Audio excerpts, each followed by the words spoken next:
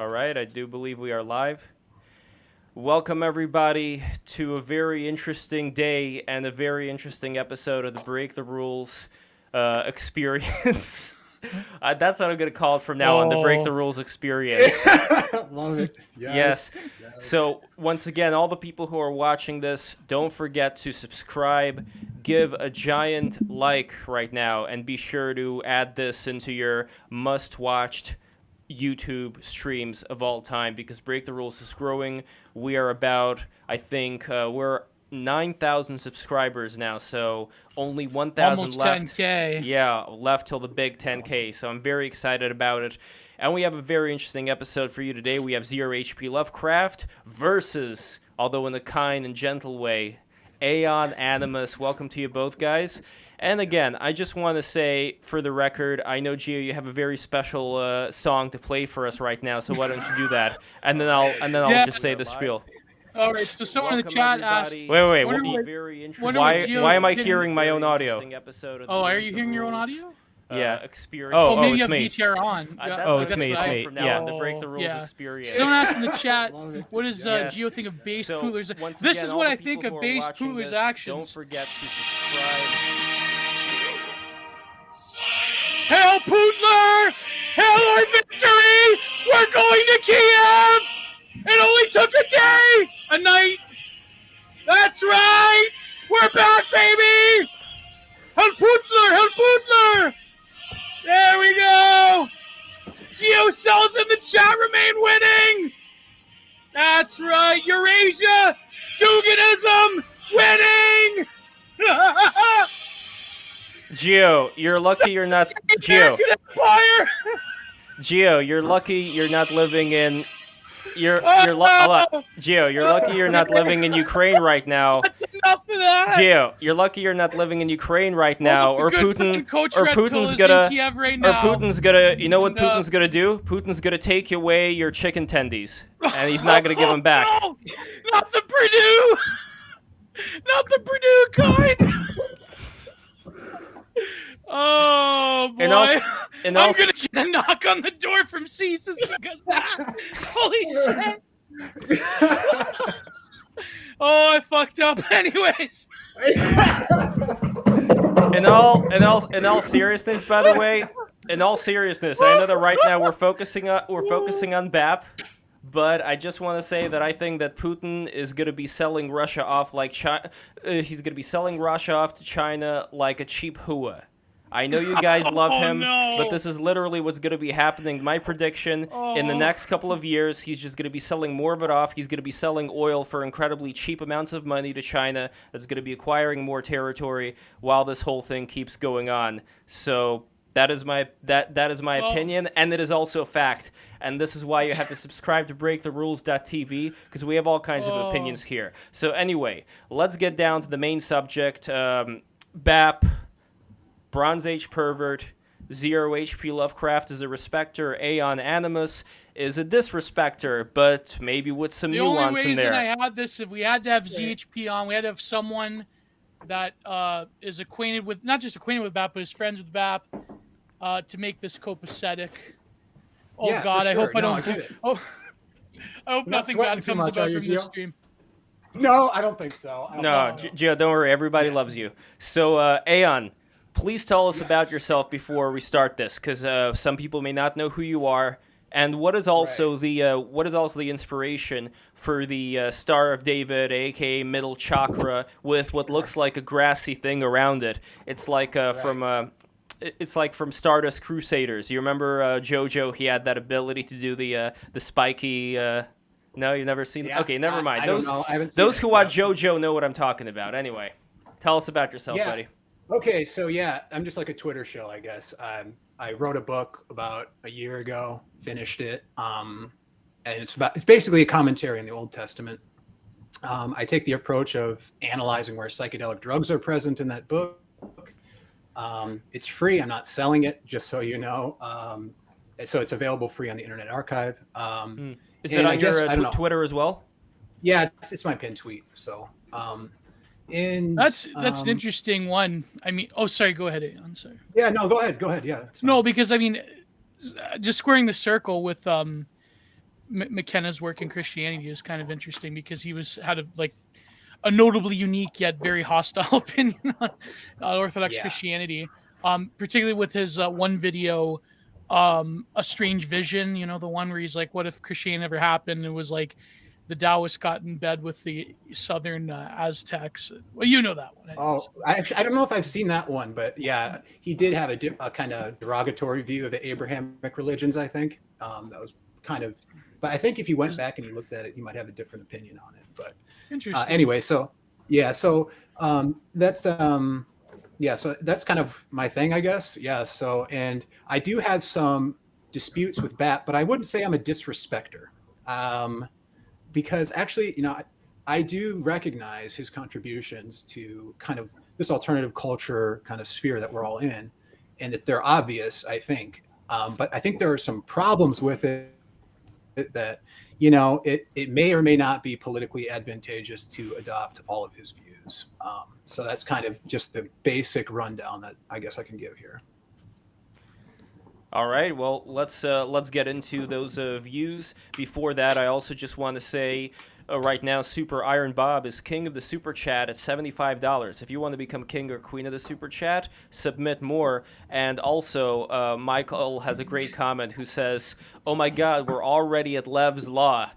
As an online discussion grows longer, the probability of Lev mentioning chakras, Kundalini, or Merkaba approaches 1." So anyway, Right. before Aeon goes on, Zero, is there anything you would like to say?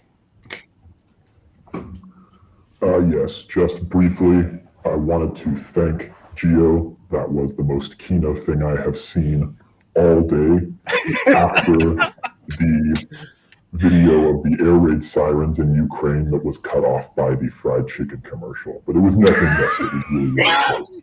So thank you for that. Oh, no problem. Well, there's a long history of all KFC and Yeltsin. I mean, that's true. But look, in all seriousness, people are dying over there. It is a shit show, and it does seem like people are behind several layers of irony when it comes to these things. And I'm not saying that everybody is, but it's I know it's a weird thing, kind of being what's the term? The general, the stool general, couch general. You know what I'm talking about. Armchair critic. Armchair. Yeah, it's a weird situation when it's actually happening. But I do understand there are interesting things just about, like, let's say that furry post that was done by Fur Affinity with the Ukrainian flag and the paws. It's almost like the paws smashing the Ukrainian flag in a way. I mean, all that stuff is used for. You couldn't ask for better ammunition against common sense than that kind of shit. Or Vaush posting the femboy yes. Ukrainian soldier. That's yes, exactly. But it's like, I do wish people would have more of a nuanced view of these things, not just jump to the enemy of my enemy is my friend type of thing. But anyway, let's get back to Aeon, because I know, Zero, you have a strict cutout time at 4 o'clock. So Aeon, let us know what you think. Yeah. Okay. I don't know. I guess we could start with a couple things. I have a few things that I was thinking I could share. So yeah, I guess one critique that I think actually makes a lot of sense and might make a lot of sense to this kind of circle of BAP is actually it comes out of I'm going to mispronounce this, but 𝓐𝖊𝖔 𝓐𝖓𝖚, the book by Ernst Jünger. In that book, he has a character that goes by the name of, I think it's Knut Dahlin. And this character, when I was reading the introductory kind of couple paragraphs about this character, I just instantly thought of BAP. I'm like, this is just bizarre. It's really interesting. I have it up if you want me to read it. It's like one page. It's not very long. And you can hear this very interesting archetype of, like, basically the bodybuilder, kind of tropics enjoying, kind of, I would say even destructive nihilist is how I would frame BAP's views. And I think it comes out in this verse or this one page in 𝓐𝖊𝖔 𝓐𝖓𝖚. So I can read it if you'd like me to, just to kind of just give us something to kind of start with. Does that sound all right? Sure, go ahead. As long as it's not like 5 minutes long or anything like that. I think it'll be like 2 minutes. It's not. So he's kind of talking about being served by the chef, who's 𝓐𝖓𝖎. So he says, for about a year, I was served by 𝓐𝖓𝖎, a Norwegian. We were on and off duty at the same time because our work schedules were both tailored to the school semesters. He was studying chemistry. After sounding him out for a long time, I was surprised that he could have slipped through the nets of the psychologist, since he embodied the classic type of the unsafe personality. It is, of course, possible that a man's character reaches a critical point at which a tilt effect occurs. One fine day, after 30 years of loyal service, a cashier runs off with the cash box. An irreproachable burglar kills his entire family. This eruption can occur suddenly or only after lonesome brooding has undermined the moral foundation drop by drop. It has secretly hatched the misdeed. Well, fine or not fine, but one could assume that the psychologist, if one cares to take them at all seriously, could detect and warn against such predisposition. In Dahlin's case, his physical state had clouded their judgment. The Kasbah, which is the castle where he works, greatly esteems a good appearance. On the other hand, as I know from my own experience, the testers are able to create situations in which the face is removed like a mask. Dahlin looked wonderful. His picture could have graced the covers of magazines like Ladies' Life or The Bachelor as a model of what thrives under the midnight sun. He also had a bohemian streak. Dahlin would have cut a finer figure amongst the illustrious guests at the night bar than as a member of the staff, but he preferred the latter. In this regard, he personified a favorite motif of novelists, the corrupt aristocrat. If such a man cannot assert his role as lord among his peers, then he feels he can do a better job of it several degrees lower. He enjoys getting mixed up in dubious matters or visiting the tropics. The master among coloreds. His face appears in his mestizo sons. So that's kind of an excerpt of it that kind of shows this interesting kind of archetype and character that I'm guessing that Ernst Junger had encountered probably when he served with the Foreign Legion, with the French Foreign Legion, right? And I think this whole book is probably based off of that experience in some capacity, and as well as his military service and everything like that. But it's an interesting excerpt that kind of explains, and he gets more into it, but he explains this kind of destructive, nihilistic personality type who's kind of slighted and has this kind of festering anger, and how it's explosive and is dangerous. And he says that Dahlin is very much like himself. He kind of compares Dahlin to being very much close to himself as the anarch, which is his idea of kind of a sovereign individual. Just to kind of sum things up, he calls Dahlin more of an anarchist, someone who just lets their kind of will for chaos and destruction just kind of consume everything and undermine their moral fiber and undermine their I wouldn't even say moral fiber, but undermine their sovereignty and their capacity to command themselves. So that's one excerpt that I thought was interesting that does kind of seem to resonate. And that's kind of one of my biggest critiques with BAP, is that I think that his penchant for kind of degradation, for mocking, and for destruction are only good to a limited extent. And that, if you really want to change the system in any meaningful way, you have to offer some kind of constructive solution. And I think there are people who are on the right side of politics, I mean, literally the right side of politics, but who do have that constructive sense. There's great threads lately about agriculture and history and all kinds of stuff like that. So there are people on the right who seem to have a more constructive view. And to me, I think that should be encouraged. And the mocking, I mean, the regime is destroying itself, essentially. You don't have to mock it to destroy it. I mean, it's just doing it itself. And I think it's almost self-destructive to go after, this self-imploding, governmental machine. You don't have to do that. But what we have to do is we have to find some way to reconstruct a better system, especially if you have skin in the game. And that's another critique I have of BAP, is that he doesn't really have skin in the game. He's kind of an international nomad, and he doesn't really have any allegiance to any country. He doesn't really, or at least it doesn't seem that way. He's perfectly fine with just degrading everything. So that's a kind of basic rundown of what my critique is. And then there's the religious question that gets attached to that. And, I think that in order to have a generative political philosophy, you probably have to believe in God, and you have to have some kind of conception of some kind of divinity. And sometimes, I think BAP has a little bit of that.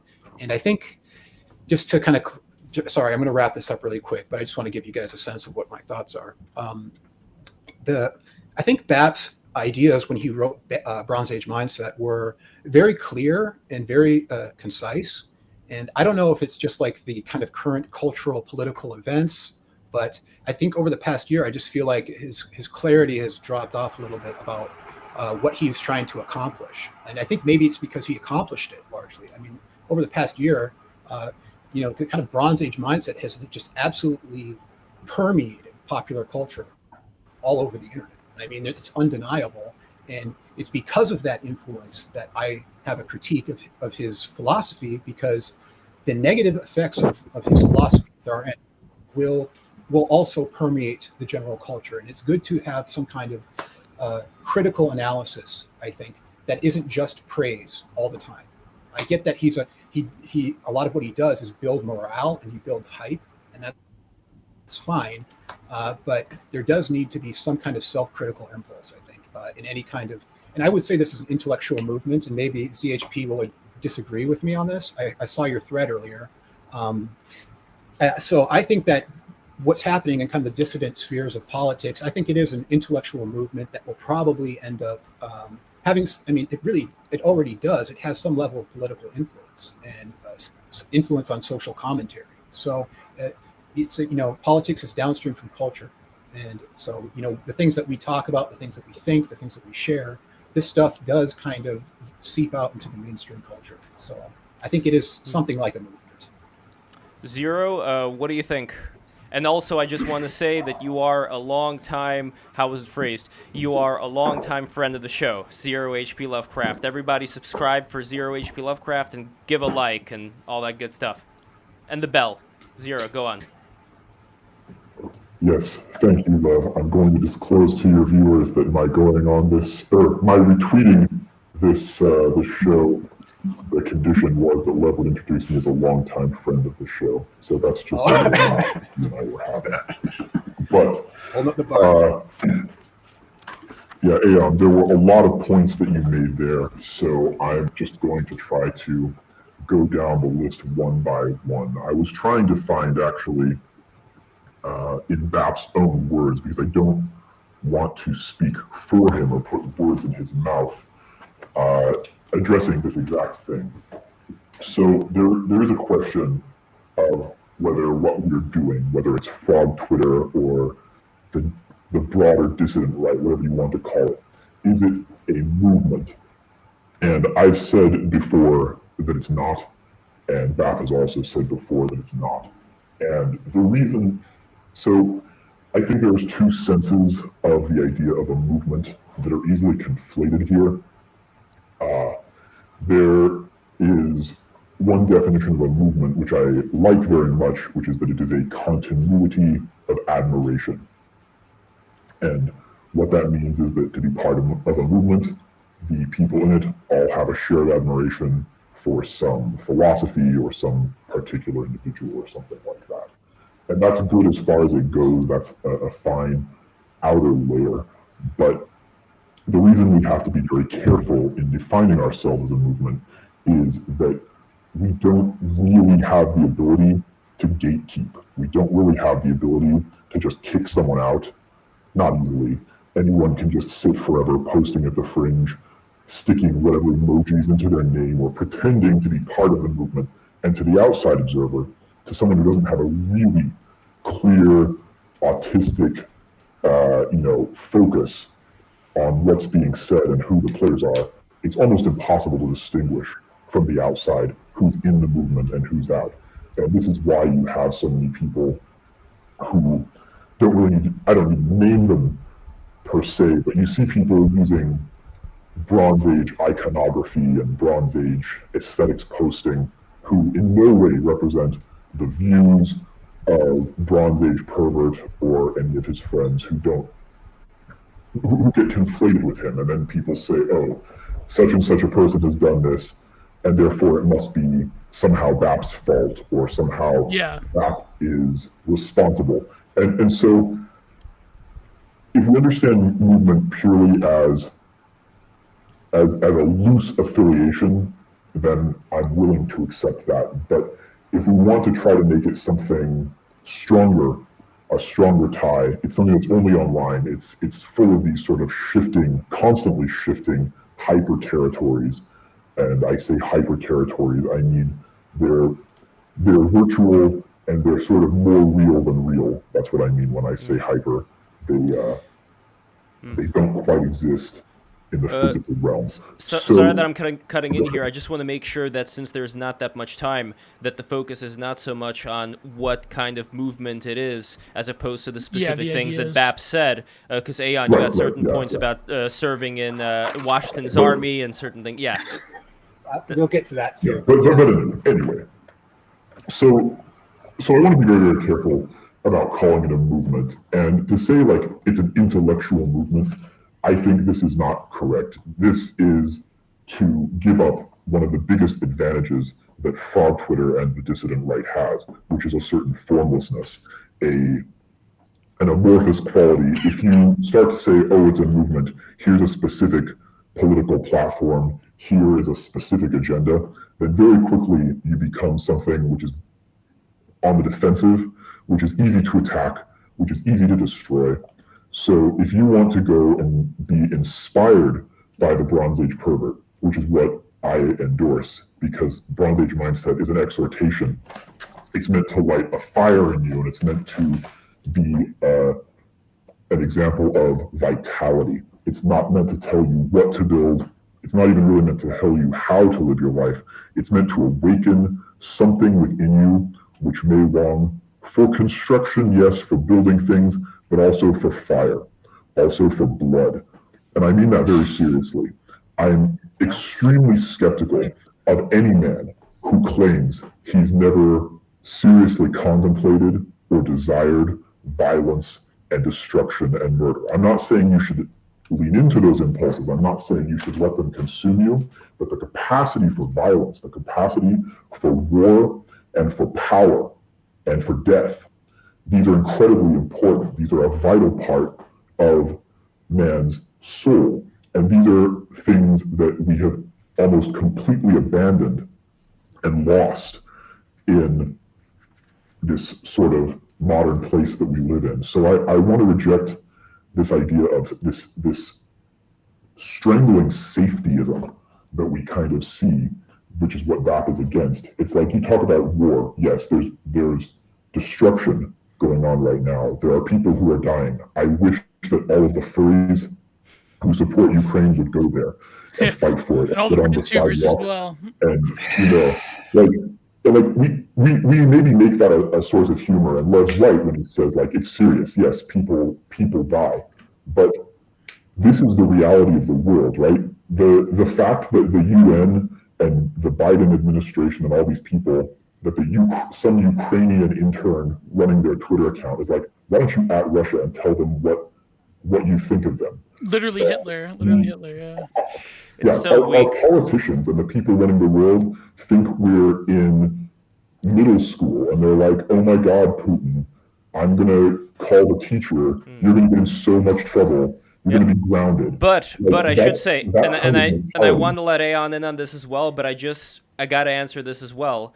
In a way, it makes it that much more of a challenge for a person observing the world to choose wisely, as opposed to just going with whatever it is the crowd already considers to be the right choice. Because I think we're all, to a certain extent, basing our thoughts on the thoughts of others at any point in time. And so when it comes to, you could even look at certain movements that existed, like back during the Weimar Republic, for example, as far as backlash towards the commies, backlash towards all the degeneracy that was going on at the time. I could definitely see there being this slippery slope, and I know it may be kind of like a boomer argument, but it's still very crystal clear to me that there is a very specific, very fascistic direction that a lot of these BAP postings end up going into, and there's no denying that. Yeah, but I think you're missing the point, Lev. That's let ZHP finish the point, then we'll.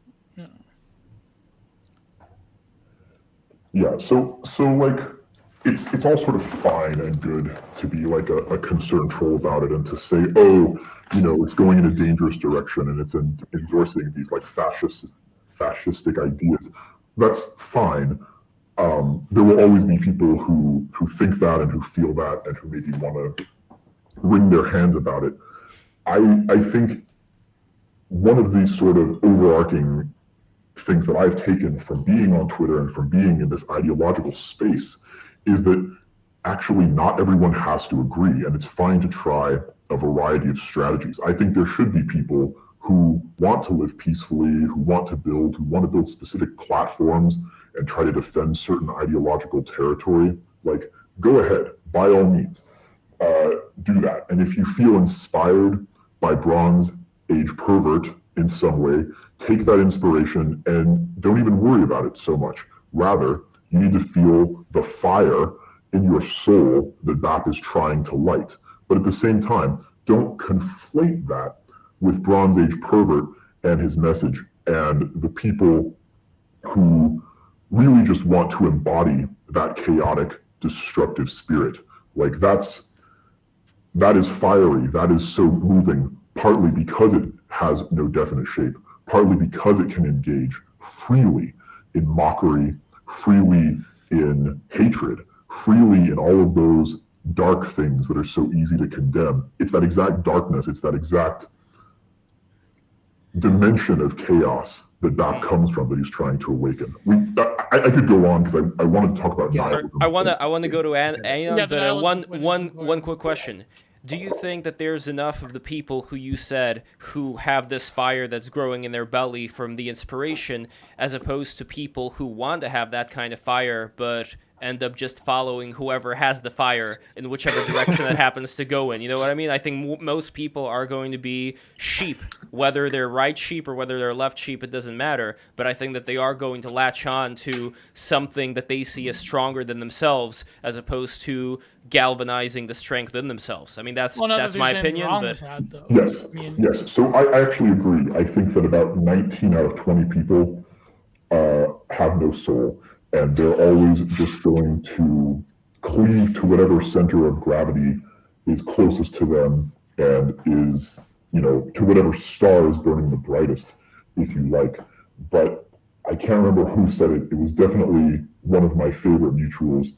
We don't really win until the libs' children come home and tell them crime statistics and drive them into fits of crying and despair. Because right now, the opposite happens. Your kid's going to come home and tell you that your son's going to come home and tell you he's really your daughter. No, I want the exact reversal.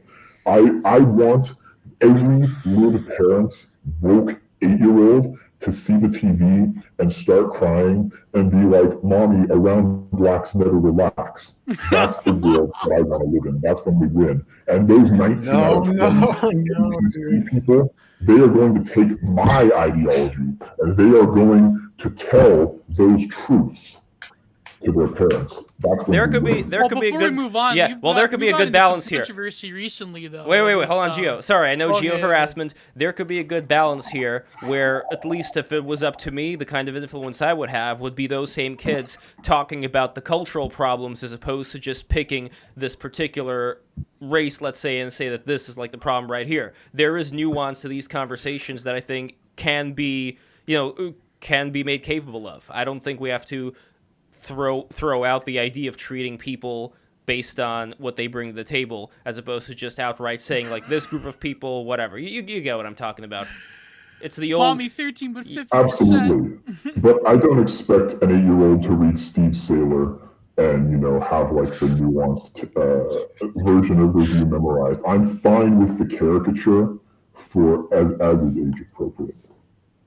But you got into not with the race question, but the WQ recently, you got into quite a bit of controversy on Twitter. A bunch of people were coming out of the woodwork trying to go after you. I wonder if when we talk about these different personalities, especially with Bronze Age Pervert, it seems that there is a sort of there's an aura that develops around people. I think the fact that BAP is largely anonymous, there's a creation of an aura that is very compelling. But I think when people criticize BAP, to me, it seems that they're criticizing the bastardization of BAP, rather than BAP himself. No, but I This do want to sort of, get to like, Aeon's critiques here, grifter, because you know, Aeon aesthetic poster. blah, Aeon blah. has not spoken in a long time. yeah, partly Oh, it's okay. thanks I'm to just- me. Partly thanks to me. But No, Aeon, it's fine. give your most heated critiques. I want them now. I want the Then we wanna biggest go to biggest Island's ones. Yeah. part. That's a very I'll important give an interesting one, I think. So one of the things that interests me that ZHP just brought up is he talks about, you know, having that kind of that, I forget what the word that BAP used, but that fire, that fire of Aeon, right? He talks about having that and that will for violence and that will for, you know, hatred and all these things that ZHP just said, right? But only when white people do it. And that is the thing that fucking makes me laugh. It's just like such this, you know, what's the priority? Is it the fire of Aeon, or is it you know, defending the white race or whatever? You know, so it's you know, it's, to me it's a little bit ridiculous. And there's been some interesting scholarship on the Iliad that I can't remember the name of the book right now. I think it's I'll post it later.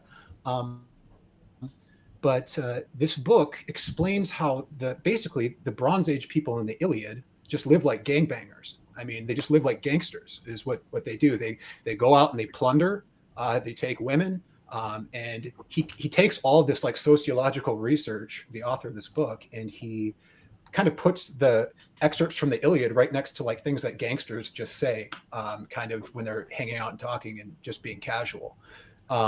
So to me, you know, I see and I'm kind of similar to BAP in this way, in the sense that I do see the kind of value of you know, the kind of anarchic freedom of gangland, so to speak. I mean, that there, and he kind of talks about this and in Bronze Age Mindset, and he kind of posts about it a little bit, but how this kind of space outside of the law, or maybe not outside of it, but, you know, kind of in between it, is a space for freedom and is a space for self-actualization. So I can agree with him on some of these sentiments. The one problem that I just don't get, that a lot of you guys have, is that it's like is the race thing. The race thing to me just doesn't make any sense. And I think in Bronze Age Mindset, well, it's not with everybody on the side of Twitter, and that's why I hang out here, because it's not everybody. If it was everybody, I'd just leave. But because a lot of white nationalists explicitly hate BAP, like they call him a homo and all that stuff. Like I've even heard like people of very powerful podcasts say that they hate BAP. So yeah, it's not just BAP, and I'm kind of using BAP as a kind of like figurehead and a kind of an avatar almost of this kind of general kind of dissident right movement, because I think he embodies a lot of the ideals.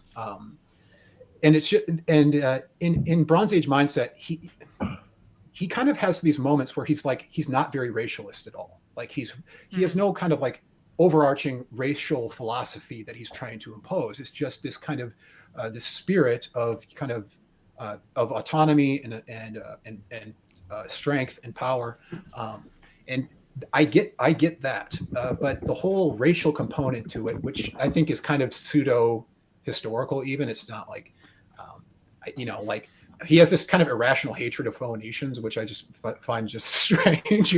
But because I mean, there aren't Phoenicians anymore, anyways. So there's just these weird racial like points of like spurgery and autism that just to me are just like kind of humiliating and kind of and I think essentially the big problem with this, I think, is that this defaces us in the public eye when we are presented as these racist warmongers who think that, you know, we should be ignited by the spirit of violence, but only for white people. I mean, it's a problem. It's a real problem, and it discredits the whole ideal. It kind of undermines it. You kind of have to pick, you know, whether you're going to have that religious orientation or you're going to have the racial orientation. I don't think that you can have both of them. So that's my ideal. Yeah. Well, I think that, well, ZHP, you go ahead, then I have my own thoughts on that, but. Yes. Well, there's as they say, a lot to unpack here. Yeah, as they say. Yeah, that's good. That's what we're here for, right? Yes. That's what we're here for, huh? Well, we're going to have to unpack it quickly. I think BAP does not really engage too much with a religious angle, and there is indeed a tension, in a sense, between certain flavors of Christianity and between what BAP does, which is not Christian. I hesitate to call it pagan, although it is in a way. BAP is a Nietzschean, and he never claimed to be Christian, but many Christians, no, this is simply false. And what it tells me is that I think you have not really deeply engaged with positions, or possibly with Nietzsche's, and BAPs are substantially the same in many ways.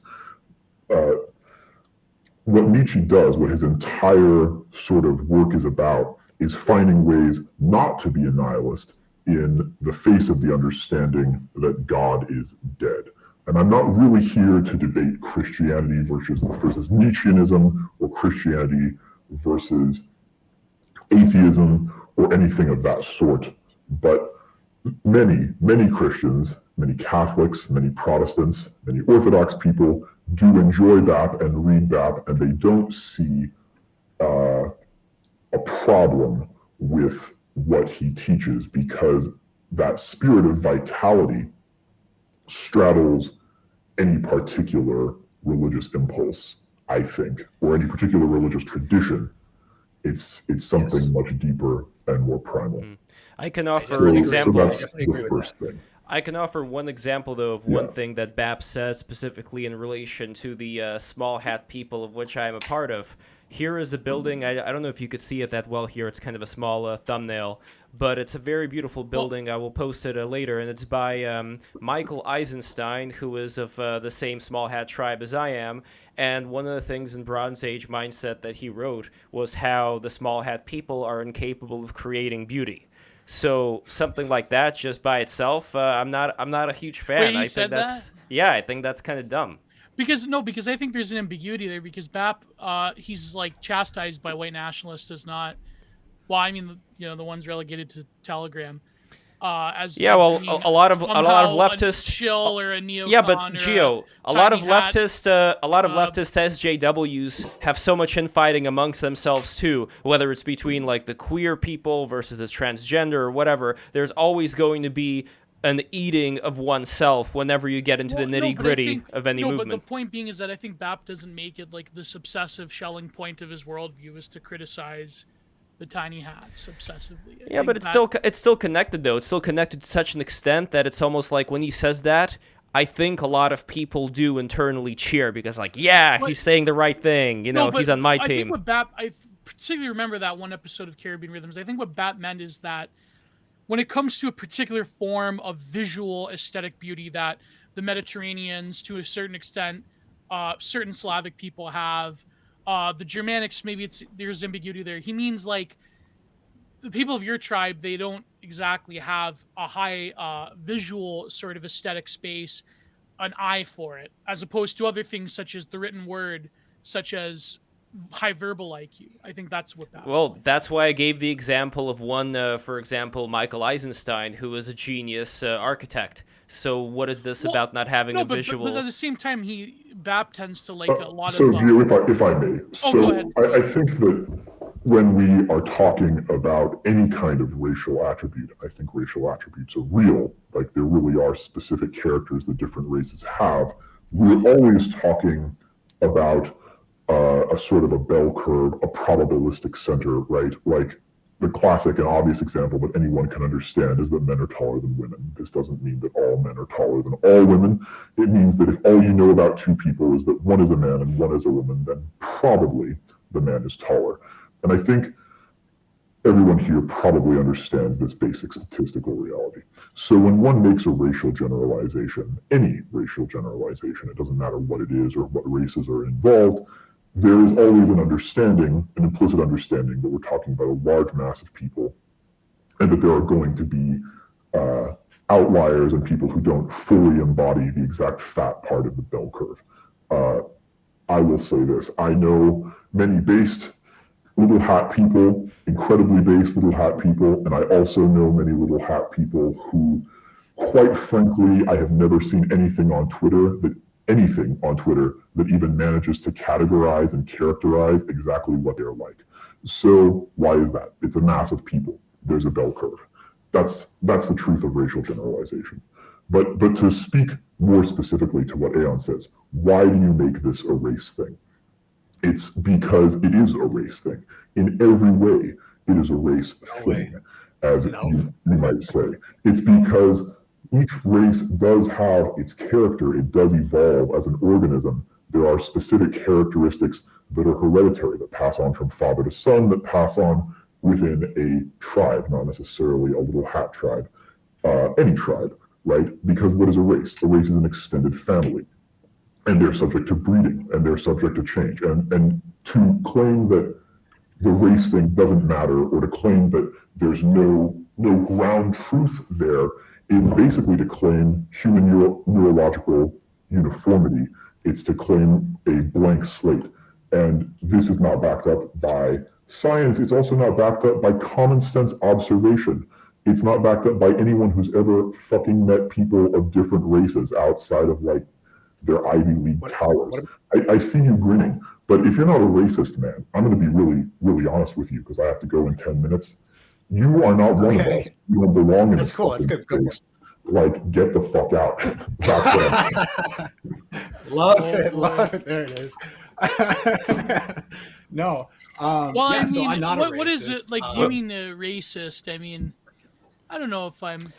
Well, no, but what I don't get, ambiguous what I when it don't comes get to here, Zero, is then if we're talking about North Koreans versus South Koreans, already a small amount of time made a pretty big difference, not only in their heights, but also I think in their mentality. So if there is a certain thing that gets passed on, it's subject to change, which is why I don't see there being any tried and true thing where you could say this person from this thing is always going to be of this nature. At least for the little hats, what I'd say is that there is so much variety in them where I would be, I don't think, saying the wrong thing if I would say that you would have wonderful contributions from the little hats to all kinds of different fields, including chess and architecture and art and poetry and yada, yada, yada. Specifically, I would say, though, that I don't think that they are a race. I would say that they are, let's say, a, how do you say it, like a people, what's the right word here? Basically, that they would be Europeans who have a certain kind of culture that they've passed on, I think, through the studying of the Torah, where they were able to reinterpret different things in a different way,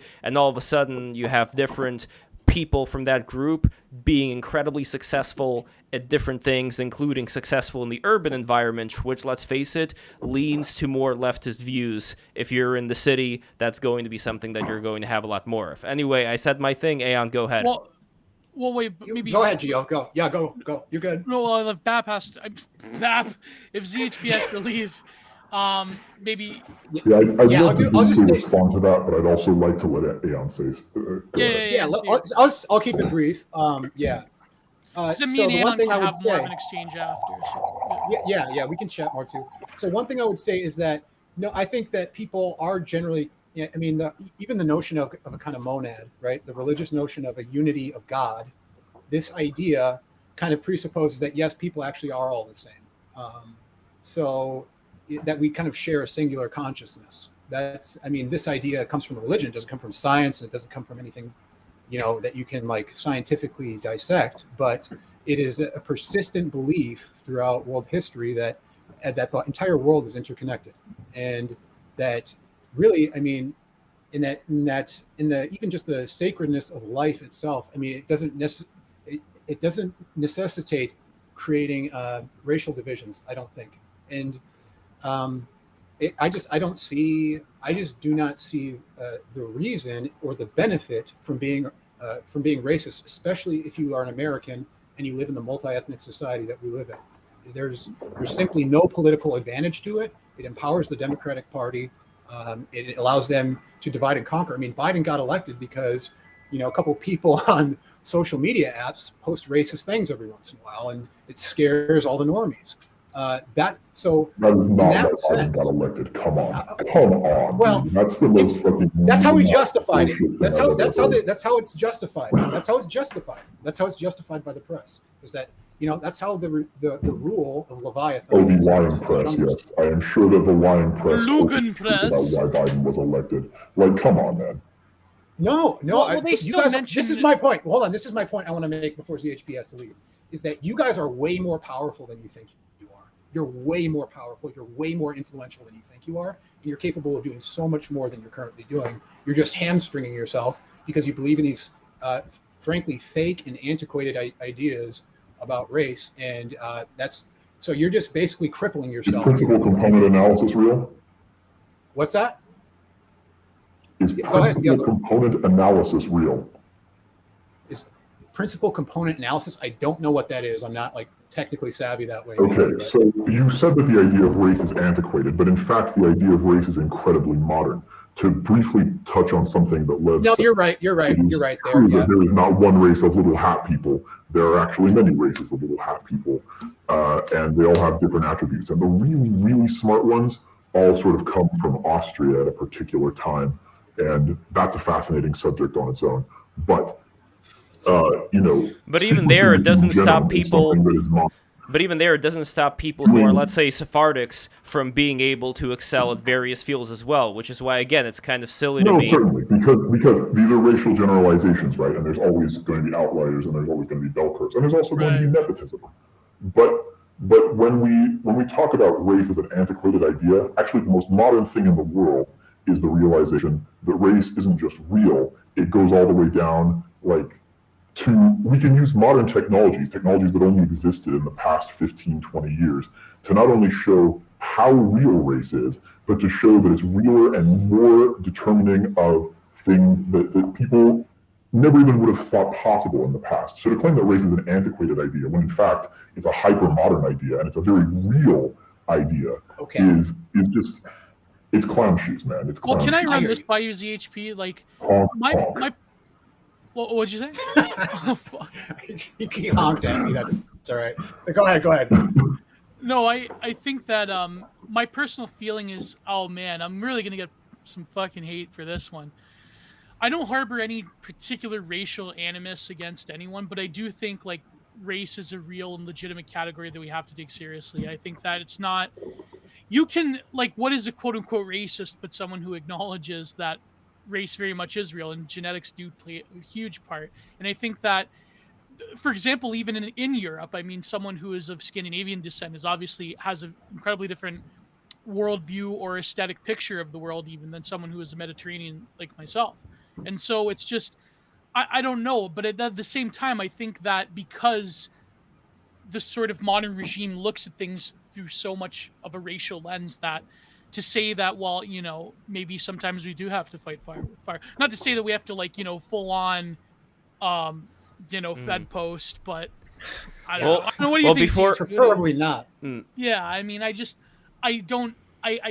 understand how the politics of the modern dissident right is very much bound up in race. But what do you think, Zeej? Wait, but also to add on to that, which I know you like to do often, Gio, I want to add one more thing onto that, which is when it does come to the decisions that people make, I honestly think, like Zero HP said before, most people are going to be sheep, and most people, upon having a certain reflex to a lot of these leftist ideologies, they do end up going all the way to the other side, and they do end up, I think, coming to the conclusion that if there are certain differences between people, then we are going to not only are we going to confirm those differences, but now we're also going to start excluding people because it's the polar opposite of what the other side is doing, which is why I've always believed that the leftists do so much more to empower some future fascistic regime than any LARPer online could ever do. Well, they are the best at it. They are the very best at doing that.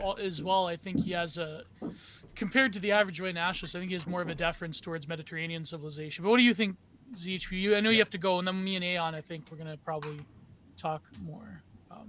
But I just wanted to give you more time. I have to jump in just a few minutes. Yeah, thank you. To be perfectly honest, I lost my train of thought there in all of this chaos. But I will say this. I mean, we have to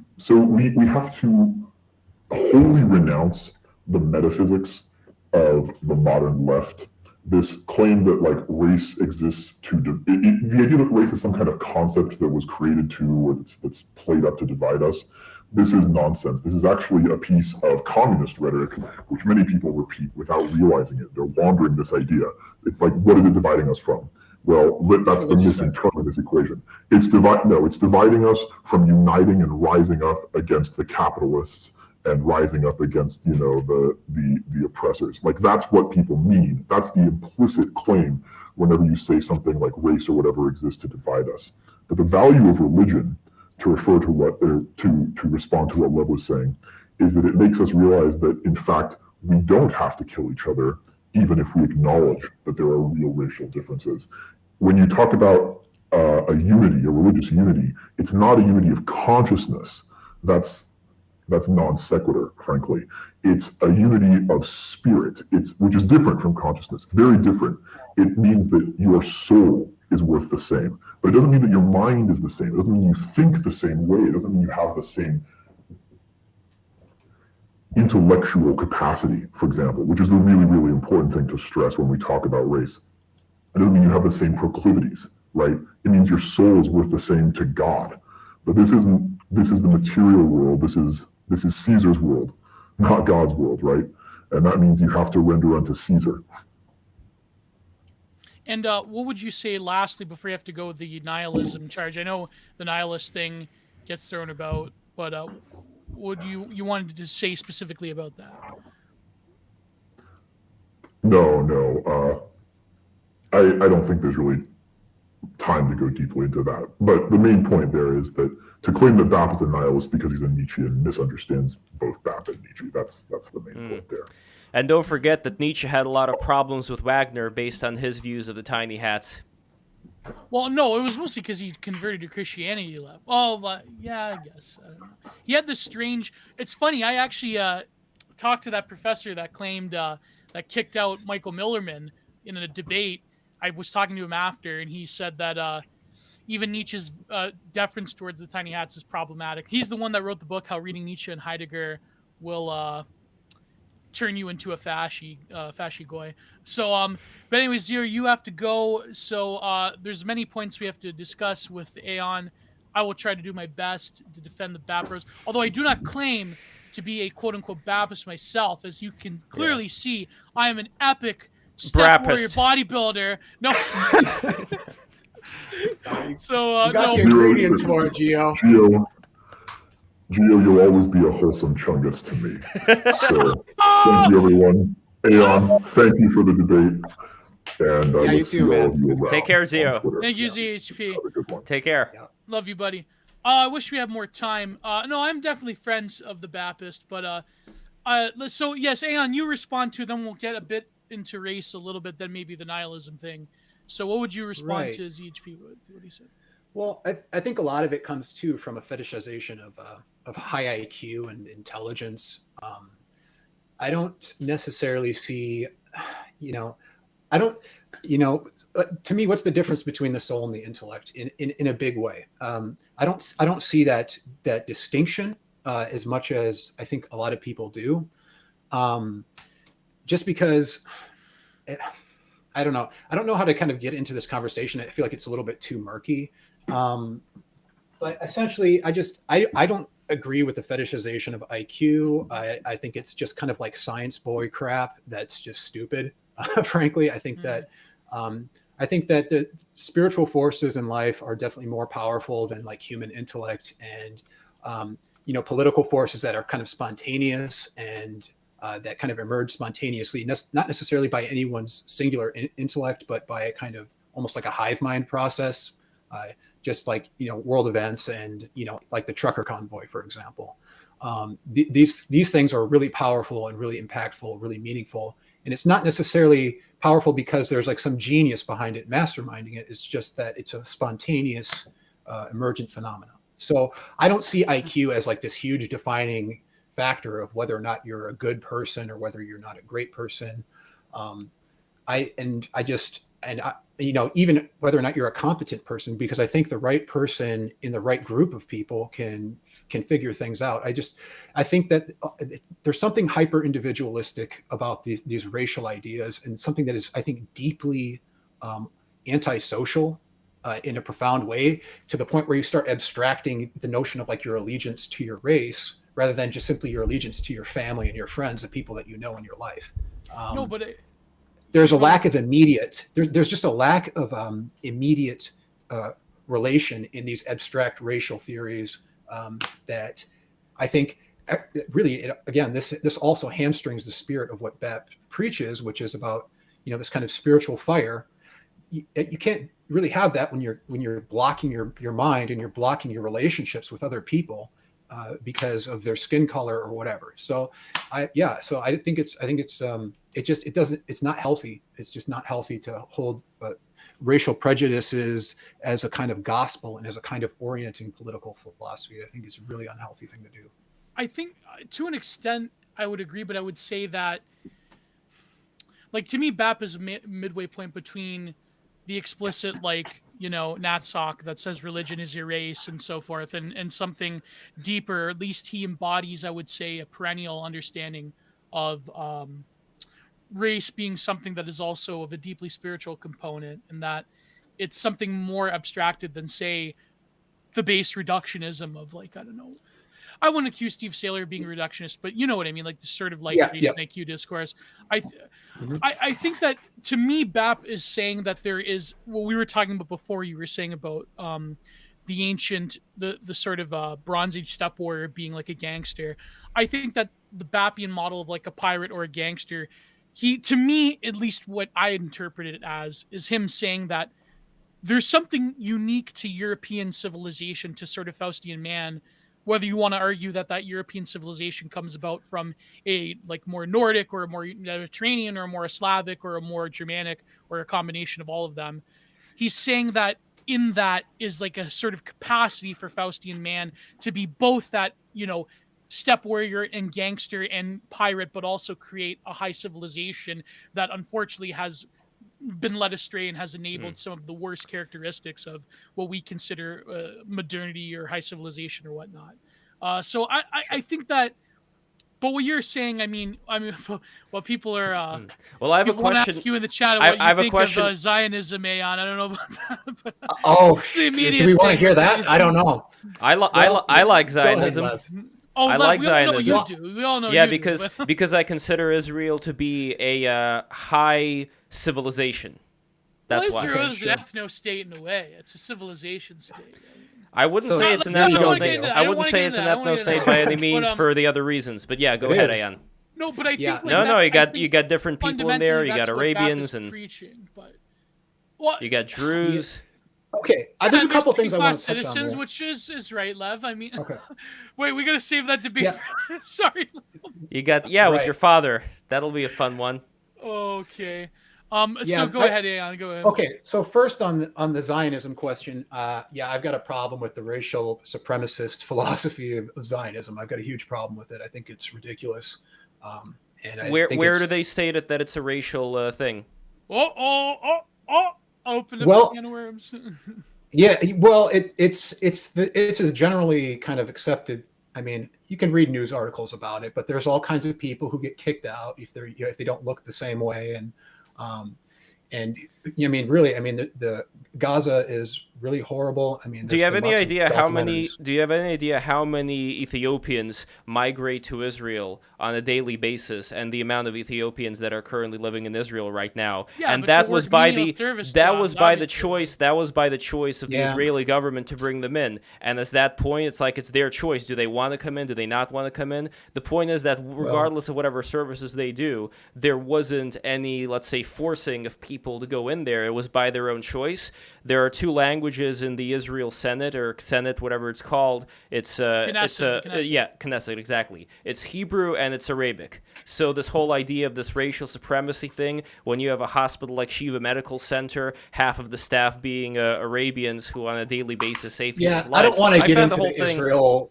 Look, I don't want to get into this. Yeah, but So that doesn't really matter. But I did want to touch on what Gio was saying. Okay, so this idea of the European steppe warrior in the Iliad being like a gangster. So I kind of dispute this interpretation that like civilization comes from Europe. I just don't believe it. And my book addresses this subject pretty clearly. Actually, it takes a long time to get to it, but by the end of the book, I kind of basically give this thesis that classical architecture is actually a product of the Middle East and the Fertile Crescent. It didn't start in Europe first. It was actually done by Jews in a big way. It was, and it's kind of talked about all in the Old Testament of the Bible. King Solomon supposedly had these massive public works projects, and the reasonable assumption is if the Bible is telling the truth in the Old Testament, is that there should be evidence of this stuff that Solomon worked on with these 150,000 laborers laboring for 40 years uninterrupted by war. There should be something in the Middle East as evidence for that. And my personal belief is that the so-called Roman ruins in the Middle East actually aren't Roman. They were built by the Semitic people. And I can give a spoiler, I guess, but I think Baalbek was built by the Israelites. And so you're talking almost like the Israelites being like a mix of Phoenician people as well, and like this whole empire that stretches all the way to England. You could even say, like, with the copper mining, the tin mining that was going on there at the time. I mean, that is an interesting thing to see, like how much that's downplayed in today's history as far as these biblical ideas. They get completely discredited, where Israel is just portrayed as being like this, this small, insignificant place with a bunch of, people who dwell in the deserts just living there, and that's it. Nobody sees the other side of it, which I wish we could get Neil on here, because he does a lot of can I digging actually, about this. Lev, yeah. I think T Ascended, who's been on the show before, Thad, he wants to get on. Did you see the DM you sent to? Oh, let me see 1 second. Because he can fill in for ZHP, who had to go. All right. So for people in the chat, ZHP he only had a hard hour cut off. He's a busy man with his tech job, and All right, we're getting that in, and this is kind of Aeon, what you were saying before about like having other people but that's come wild, in and. Though. I mean, civilization being built by Middle Easterners. I mean, I don't know. I don't know enough. Like, there's people that dispute, like Bronze Age Herbalist. He could probably go into, who's also been on the show. So what is your thesis that you're saying that evidence-wise, the Middle East, and particularly this, let's call them Semitic peoples are the ones who have created civilization. And African people as well, because you had Egypt kind of extended into that region as well. Well, there's a debate whether they're Arabs or not. I mean, that's well, supposedly the Arabs, they're the sons of. I mean, if we're going by the Bible, well, the Arabs are the sons by Hagar of. They're of Abraham. The son of Shem. White people are the son of Shem. Well, Shem is Shemites. However you want to say it. That's the son of Noah. Then there's Japheth, and then there's Ham. But you're saying that in terms of the genealogy, like Bronze Age Pervert is very specific about his sort of love of Nordic and then Mediterranean peoples as being like the progenitors of civilization, and that the steppe warriors from that crescent, from the sort of like let's call them the Hyperboreans, they they're the ones who were really the spread forth throughout the land bridges and so forth, and have created various. And so BAP, I know in his podcast, he talks about how, and I think even with Stone Age Herbalist, he talked a lot about this, where they sort of populated other steppe peoples, whether it's the Mongols, whether it's even the Japanese to an extent, certain Native American tribes. So you're contesting that thesis of like this sort of Aryan expansion, sort of. Yeah. Step by step. Yes. Essentially. I do contest this. So basically, in my book, I follow Terence McKenna, and I assume that stoned ape theory is real, right? That we had his brother on the show, by the way, Dennis McKenna. I know it. I watched it. It's great. I love that episode. Excellent. Thank you. Yep. So that's a pretty amazing conversation. Yeah, it's just wild. But anyways, so I do follow Terence McKenna's ideas with stoned ape theory. I believe people generally evolved in Africa on the Saharan grasslands when it was a grassland at that time, and that this is kind of where the kind of first modern humans kind of started. It kind of came into existence, and that this was caused by maybe tens of thousands, hundreds of thousands of years of taking hallucinogenic mushrooms and probably by pregnant women and probably causing some level of genetic mutation in their offspring.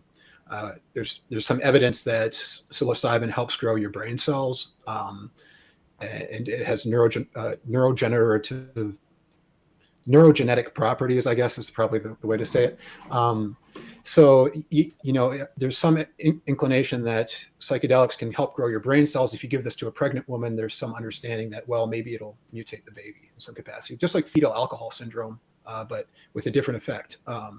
So I follow that idea, and then it makes sense to me that you have civilization emerging in Egypt along the Nile River. As the Sahara starts to dry out, everyone has to start practicing agriculture because there's no more, vast expanse of pastoral land.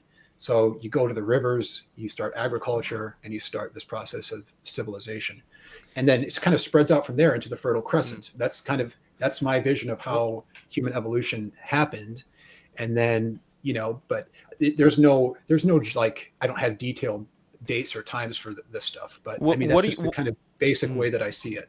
What do you think, Aeon? And I want to get Thad into this as well. Welcome, Thad. Great to see you again. When it comes to the theory of someone who I would say is tangentially related to Dr. McKenna, who would be someone like Graham Hancock, for instance, or Randall Carlson, if we're talking about the supposed impact around 11,000 years ago that would have decimated any advanced civilization, then you have all of these various structures that act like a giant cosmic calendar in pretty much any ancient civilization, and you have all of this evidence of, like, Göbekli Tepe, for instance, such a concentration of knowledge of possibly astrology, if we're talking about how a lot of these things are aligned for people that were considered to be mere hunter-gatherers, as well as I think there is some evidence as far as like the oldest fossils as far as like of modern man that are found in Europe right now. I'm not sure, don't quote me on that, but it makes me wonder how far can we stretch back humanity and from where exactly did humanity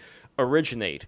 So I'm curious if you have any thoughts on that part of it as well. And Thad, great to have you on. Let us know as well. Any thoughts on the whole Graham Hancock hypothesis of ancient civilizations with surviving, people kind of restarting civilization? So I actually, go for it, Ian. No, I was telling you, go. So it's tough. I listen. I do have a couple points I want to circle back on, specifically with textual references from BAP to race. Yes. In addition to his comments on the little-hatted people, because I have something for each of you. So for one, Lev, one of the really interesting BAP excerpts is about how the creation of the state of Israel and Zionism was the most anti-Jewish thing that's ever happened in Semitic history. What's interesting about that is that he's describing it as one of these glorious Mannerbund Brotherhood, young men with arms conquering something. And then fundamentally his contention is that the culture of Judaism is fundamentally Longhouse. It's governed by the stereotypical kind of Jewish mother, and that is like an archetypal spirit in the culture. That is at least his argument. And then also contentions that Judaism has specific problems with pleasures of the body in the physical world. That's kind of a deeper point. But I lay that out there only to make the point that in what you might think of as you gave kind of a very one-dimensional, well, BAP says Jewish people can't make beautiful things. And it's like, well, BAP says a couple different things at a couple different points. One of them is that the creation of the state of Israel was fucking awesome. And he thinks it's like an epic thing that groups of young men did together in one of these kind of spouts of ascendant light. Yeah. And so playing into the broader racial point, if you look at, let's take BAP's points on, certain types of black people chewing through their hands on slaving ships and throwing themselves into the water. His point there was that there are types of people, whether that is racial or individual, who cannot tolerate slavery. And his point there, I draw that again as kind of contradictory statements because BAP doesn't seem to have a consistent skin color or specific racial group distinction that places things in like a conventional white nationalist hierarchy. What he contends is that you have like racism in the sense of there are many races. There's a lot of variety within that. And that there are interesting ways that you can read that through kind of his Nietzschean master race designations or certain tendencies, but like in the same way that he doesn't have a consistent line on, quote unquote black people, because that's actually too large of a category. He makes, all kinds of different statements about Ashkenazis versus like Caucasian Jews versus, sub-Saharan Africans versus like Southern Kalahari Africans. Like it's this pretty complex thing. And I think that at the end of the day, and I realize I'm monologuing here, at the end of the day, his contention is that there isn't a single distinguishing variable that you can use to categorize people that is most interesting or compelling, and it's not race. So like, he is much more interested in this kind of broader concept of the book, which is ascendant life. And while there might be like some, as a single variable, some facet of that is racial, the broader point is that he's interested in a much larger concept that cannot be like reduced to simply that. So that's I got to do a reply to that, Gio. I got to reply to that. The best resource is probably his episode where he talks about von Brandenburg's, I think it was von Brandenburg's book about how the ethnic character of the Tiny Hat people, where they sort of resent people like Bernie Sanders because they have the shtetl mindset and the sort of like the more higher class. Wait. Who resents Bernie Sanders? Hold on. Like the more higher class Ashkenazis that are typically more socialistic, they're the ones who sort of wanted to avoid the ethnic character of like, the typical hustler immigrant Ashkenazis that have come over, and they're the ones who they were the ones that went to the country club and so forth. So BAP is talking about the genealogy of your people in America, how there's sort of like that ethnic tension even within the groups of different Tiny Hat people. First off, if we're talking about the Tiny Hats, you're never going to see more tension in terms of within the group, because, like I said that joke before, like what is like the Jewish guy who wanted an island with two synagogues, one for him to pray in and the other one for him not to go into. So the idea being there is that there's always a high amount of tension within Jewish communities, as opposed to who's right. Like, is it my rabbi? Is it your rabbi? Or even among like the secular Jewish people and the religious ones. Or you could go on and on. Although with Bernie Sanders, I would say that the reason why I'd say a lot of smart Jewish people are against him is because Bernie Sanders is a self-hating Jew, as I think are all leftist Jews. But besides that, what I would say, though, to Thad's point, because I have to respond, number one, I would say that you remember Aryan Cowboy, right? Thad. Yeah. Okay, so, and by the way, Thad, you could unmute yourself. I think, Aeon, you have a bit of a problem with the sound. But, Thad, you remember Aryan Cowboy, right, from the 𝓐𝖊𝖔 days? Yes. Okay, so he told me once about this dream that he had, where he said it wasn't a dream, it was him going into the astral plane. And in the astral plane, he was able to see this one guy as a tree stump man. And that tree stump man saw him instead of looking as he looks, as a moth. And they ended up exchanging email addresses within the dream. And then he said, if you again believe his claim, that he in the real world was able to send an email to this man remembering the email address, and he got a reply back. I mean, that story, just to me, it's amazing by itself. But the reason why I say this is I think people look at different people like BAP in a very particular way. A thought form starts to solidify, not based so much around the kind of qualities you're talking about, but I honestly think that a lot of people, when they read something about him liking certain things about Israel, they would either take that out of their head, or they would say, well, nobody's perfect. Same thing, for example, with the comic artist who does a lot of those like anti-Biden comics, G'. He did a comic where he was, on the side of Israel, and now every time his comic is posted on 4chan, any comic of his, you're always going to get somebody there who's going to say, oh, fuck this guy. Well, yeah, that was evidence that BAP is a quote-unquote neocon shill. No, but that's not BAP. I'm talking about G'. I'm talking about the comic artist. Holy fuck, Tia Senate looks like a Giga Chad.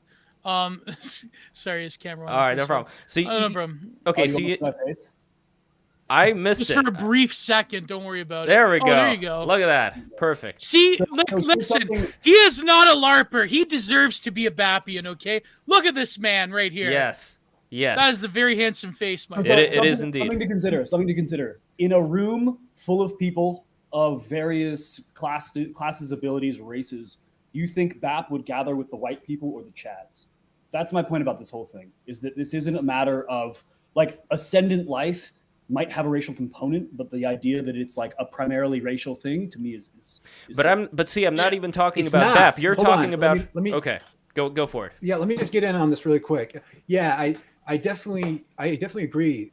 He would side with the Chads, and he wouldn't pick the race thing, and that's why to me it's bizarre how much he focuses on race. That is to me, and this whole circle. It's bizarre that they focus that much on race, because it's so harmful to your public image, and I mean, well, to our public image, because I mean, I do consider myself to be a traditionalist, just in a little bit of a different way than most people. So it harms the public image of conservative and traditional values in a very bad way. So that's the only reason that I have this critique, is because you're putting, he's creating this illusion, this mystique on the Hall of Mirrors that is, Twitter.com, and he's putting out this public image of a violent, aggressive racist that is unapologetic about it, and that image does not help educate frankly, you have to educate normies if you want to have some kind of a political influence or popularity. You have to bring in new people into the fold, and it's just needlessly isolating so many people who might start to see the light if you didn't frame everything as if it was a racial problem, as if it's I think the intellectual frame of the whole right wing is just super broken.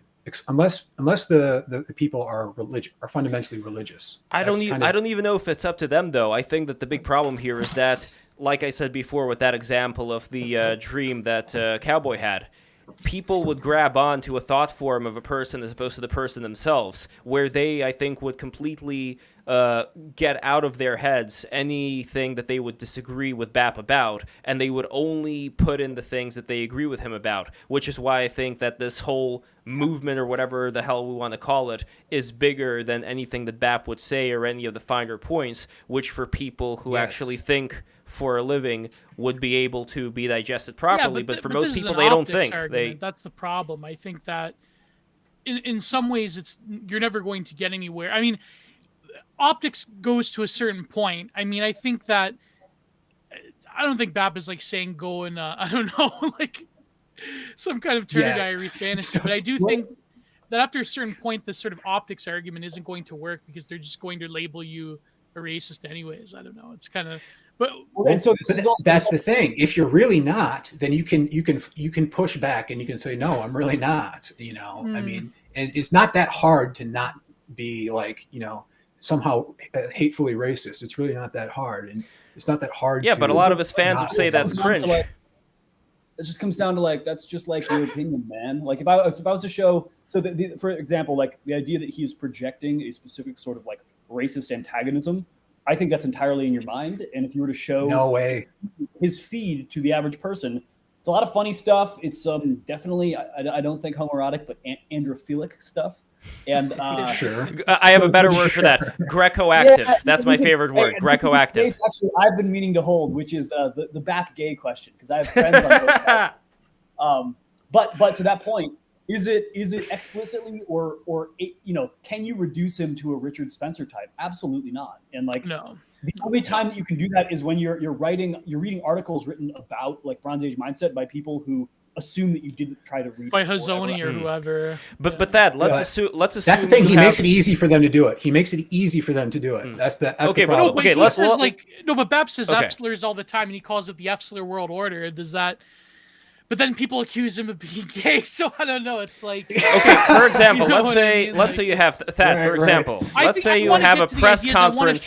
Hold on, 1 second. Before we get to the fancy philosophy, let's say for example, you're stepping all over Geo. Let's say for example, geo harassment. Geo harassment. Let's say for example, you have a press conference. BAP comes on and says that I want to distance myself from any idea of like this racism that's going around my circle. Most people are going to say cringe. Like, I don't think that BAP or anybody in his position has that much capability of straying away from more of this kind of ethereal movement that's going on in people's minds. I think it's bigger than him, and I think it's bigger than a lot of people on the E-right. I don't think there's any getting rid of that.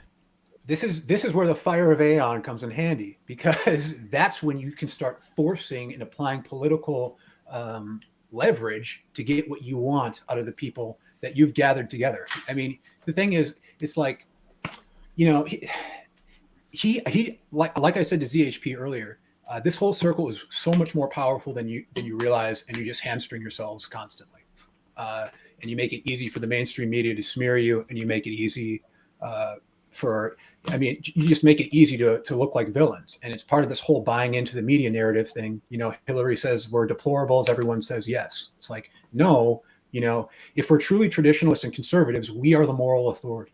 We are the moral authority, and that's the bottom line. And it's about seizing that opportunity to become the moral authority. And if you're going to be degenerate, you won't be able to credibly seize that opportunity. So that's just the bottom line kind of critique that I have. But, you know, anybody else can talk. So. There is also a good comment from King Salmonfish I wanted to say. He says, no, then you are playing on their terms defensively, late to the game instead of constantly apologizing and saying you aren't racist. Just live your life and be like, I've heard it, bruh. I don't know. I think that there is a balance here where there is a way to get your point across about things that, let's say, like Thad said, you know, Thad is saying that BAP is not this person they're making him out to be. I think that there is a way of getting that across without being cringe and without having to apologize. It's just harder because it's not a binary thing. I think it's not where you say like, oh, I must say it in this very pathetic way to the people. I think that there is a good way of going about it where just it gets a little bit clearer. I don't know, Thad, what do you think?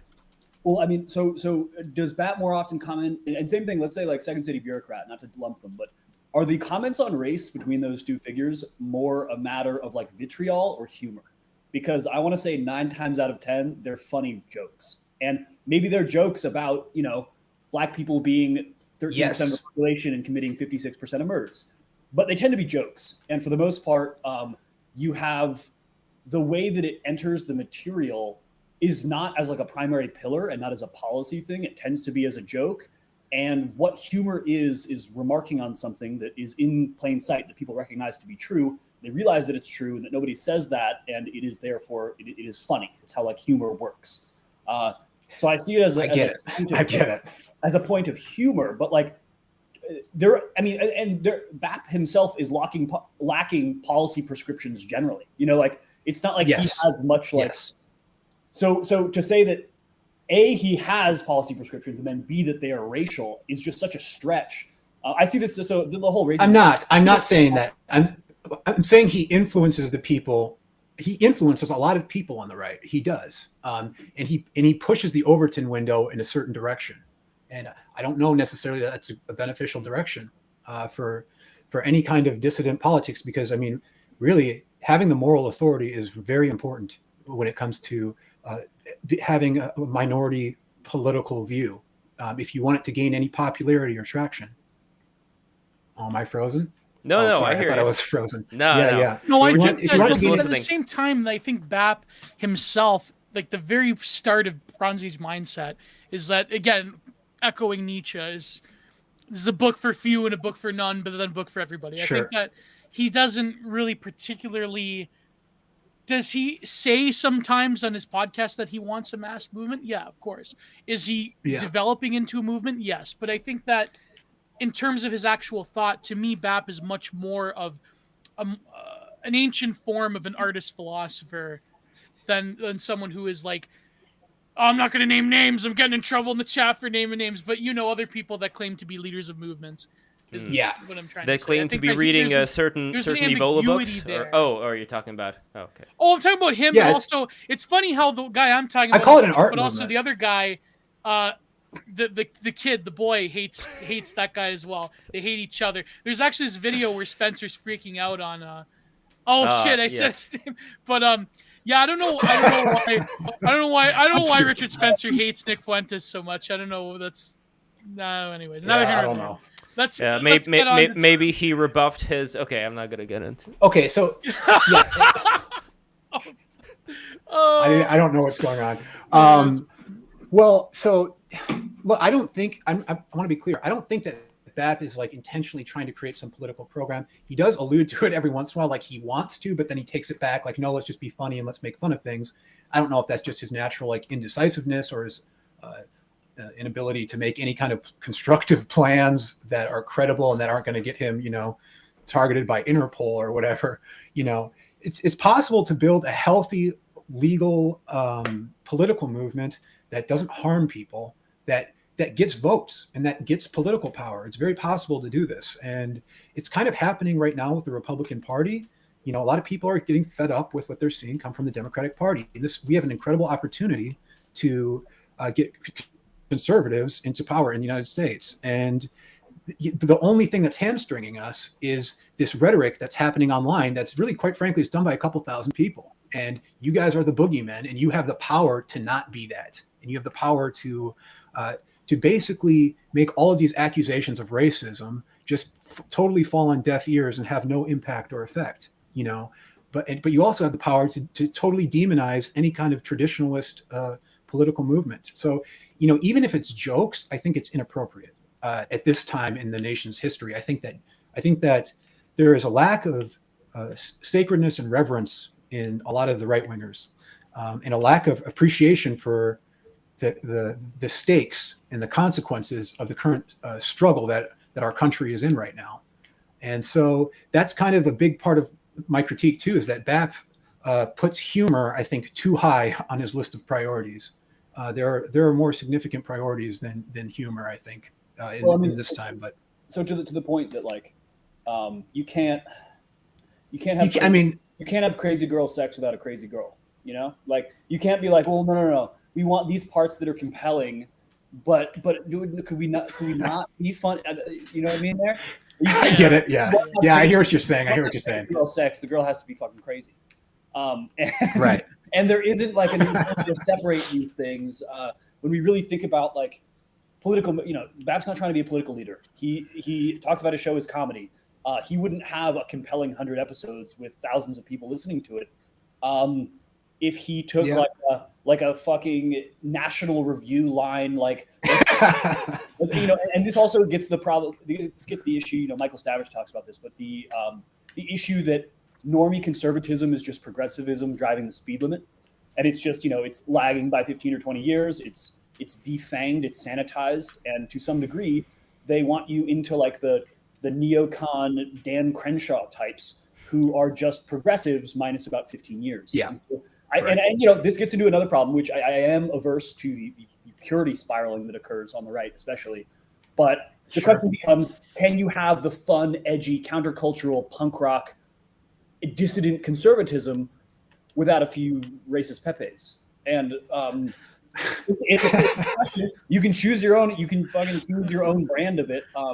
I don't lean too hard on the racist side. I just don't find it to be the most compelling point. I'm harshly judgmental of people, and race is like maybe like one little bit of what I might like analyze with a person, but for the most part, I'm thinking more like, Again, wait, before I white forget, people versus Chad's question. White people versus Chad's. Before I forget, by the way, Thad, to answer the other thing that you were talking about, at least I could say from my family history, my great-grandma had this husband that married her when she was like 15 or something, like great-great-great-grandma, I don't know, just like way, way far away, who was, like this very conservative Jewish dude, like very old school, and, he used to beat her and, do, very strict guy. So when it came to like this idea of the matriarchy having kind of an effect there, I think that's more of a result of urban living as opposed to anything that, at least in terms of my history, went on back then. Another thing that I would add is there may be a certain aspect of there being this embrace of this fire when you kind of go out of the religion itself, but I would say that is with any Jewish diaspora when it comes to moving into any kind of field, whether it's science, art, whatever. As soon as you're out of the religious side, when you're free to explore different things, and again, some of them are going to be like Hollywood and pornography and things of that nature, just like the hospitals and the chess playing. What I think happens there is this inner fire builds up where even if you get like the nebbish nerds, you also end up getting, for example, during the Second World War, there were multiple examples of these, very clerk-like Jewish soldiers who volunteered for the war effort who were the ones who went into the enemy lines. So they had some of the most dangerous jobs they volunteered for, where they knew that it was likely like 90% that they were going to die. And they ended up going in there and doing that job. And you even have like you probably know who I'm talking about, like this Chad Jewish dude who I think was in the USSR and then he came to Israel. What is his name? He has a weird sounding name. I'm trying to remember. But he was like one of the most gung-ho, powerful. Which one? Let me remember what the name is, unless you guys know who I'm talking about. No, Thad, do you remember him? No, not Okay, I'm going to look him up.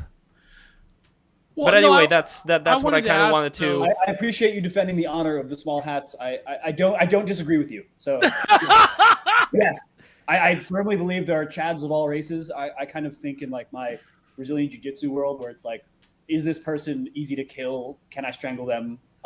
Have they fucking worked for years to be hard to strangle? And like, are they?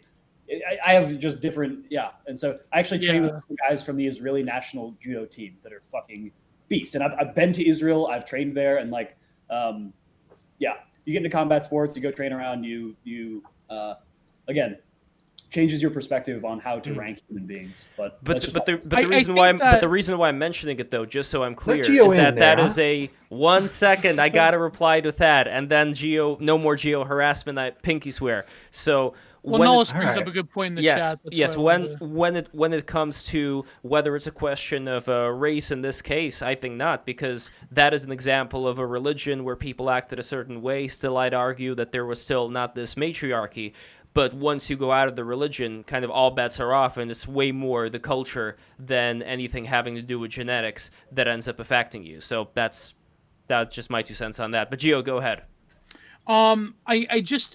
Well, Nollis has a great point in the chat about racism, quote unquote, is a movement targeted weaponizing against us. There's no way to avoid it. By the way, we have to have Nollis one time. He's a great foreign policy guy. Also, I want to, now that I remember it, a good friend of mine who is the co-host with Nollis, Donald Kempt of American Zarathustra. I want to send power and prayers to my good friend because his mother recently passed away.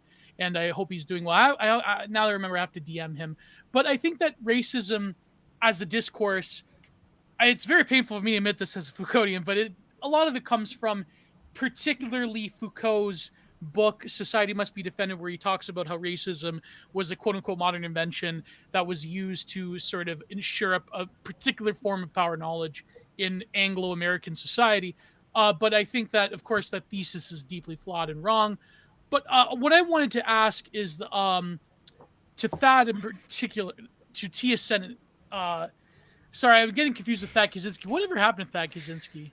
I wonder if he's still. But yeah, I went by I just go by T now, but I went by Thad for a while. He is the real like the honorary. If somebody gets to own the name, he's like Thad. Yeah. Oh yeah. By the way, I know I've been lagging, but I am incorporating your workout system. And it's been really good.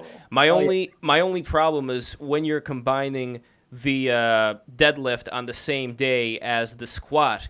That seems to be too much all at once, and I still don't have a good support mechanism for the squat yet. So that's the one thing that I'm going to have to figure out. The short answer on that is a lot of people will add their deadlift to their back day because it's posterior chain. You can talk about that. Sorry. Sidetrack. Oh, no problem. I'd love to hear that you've been using it.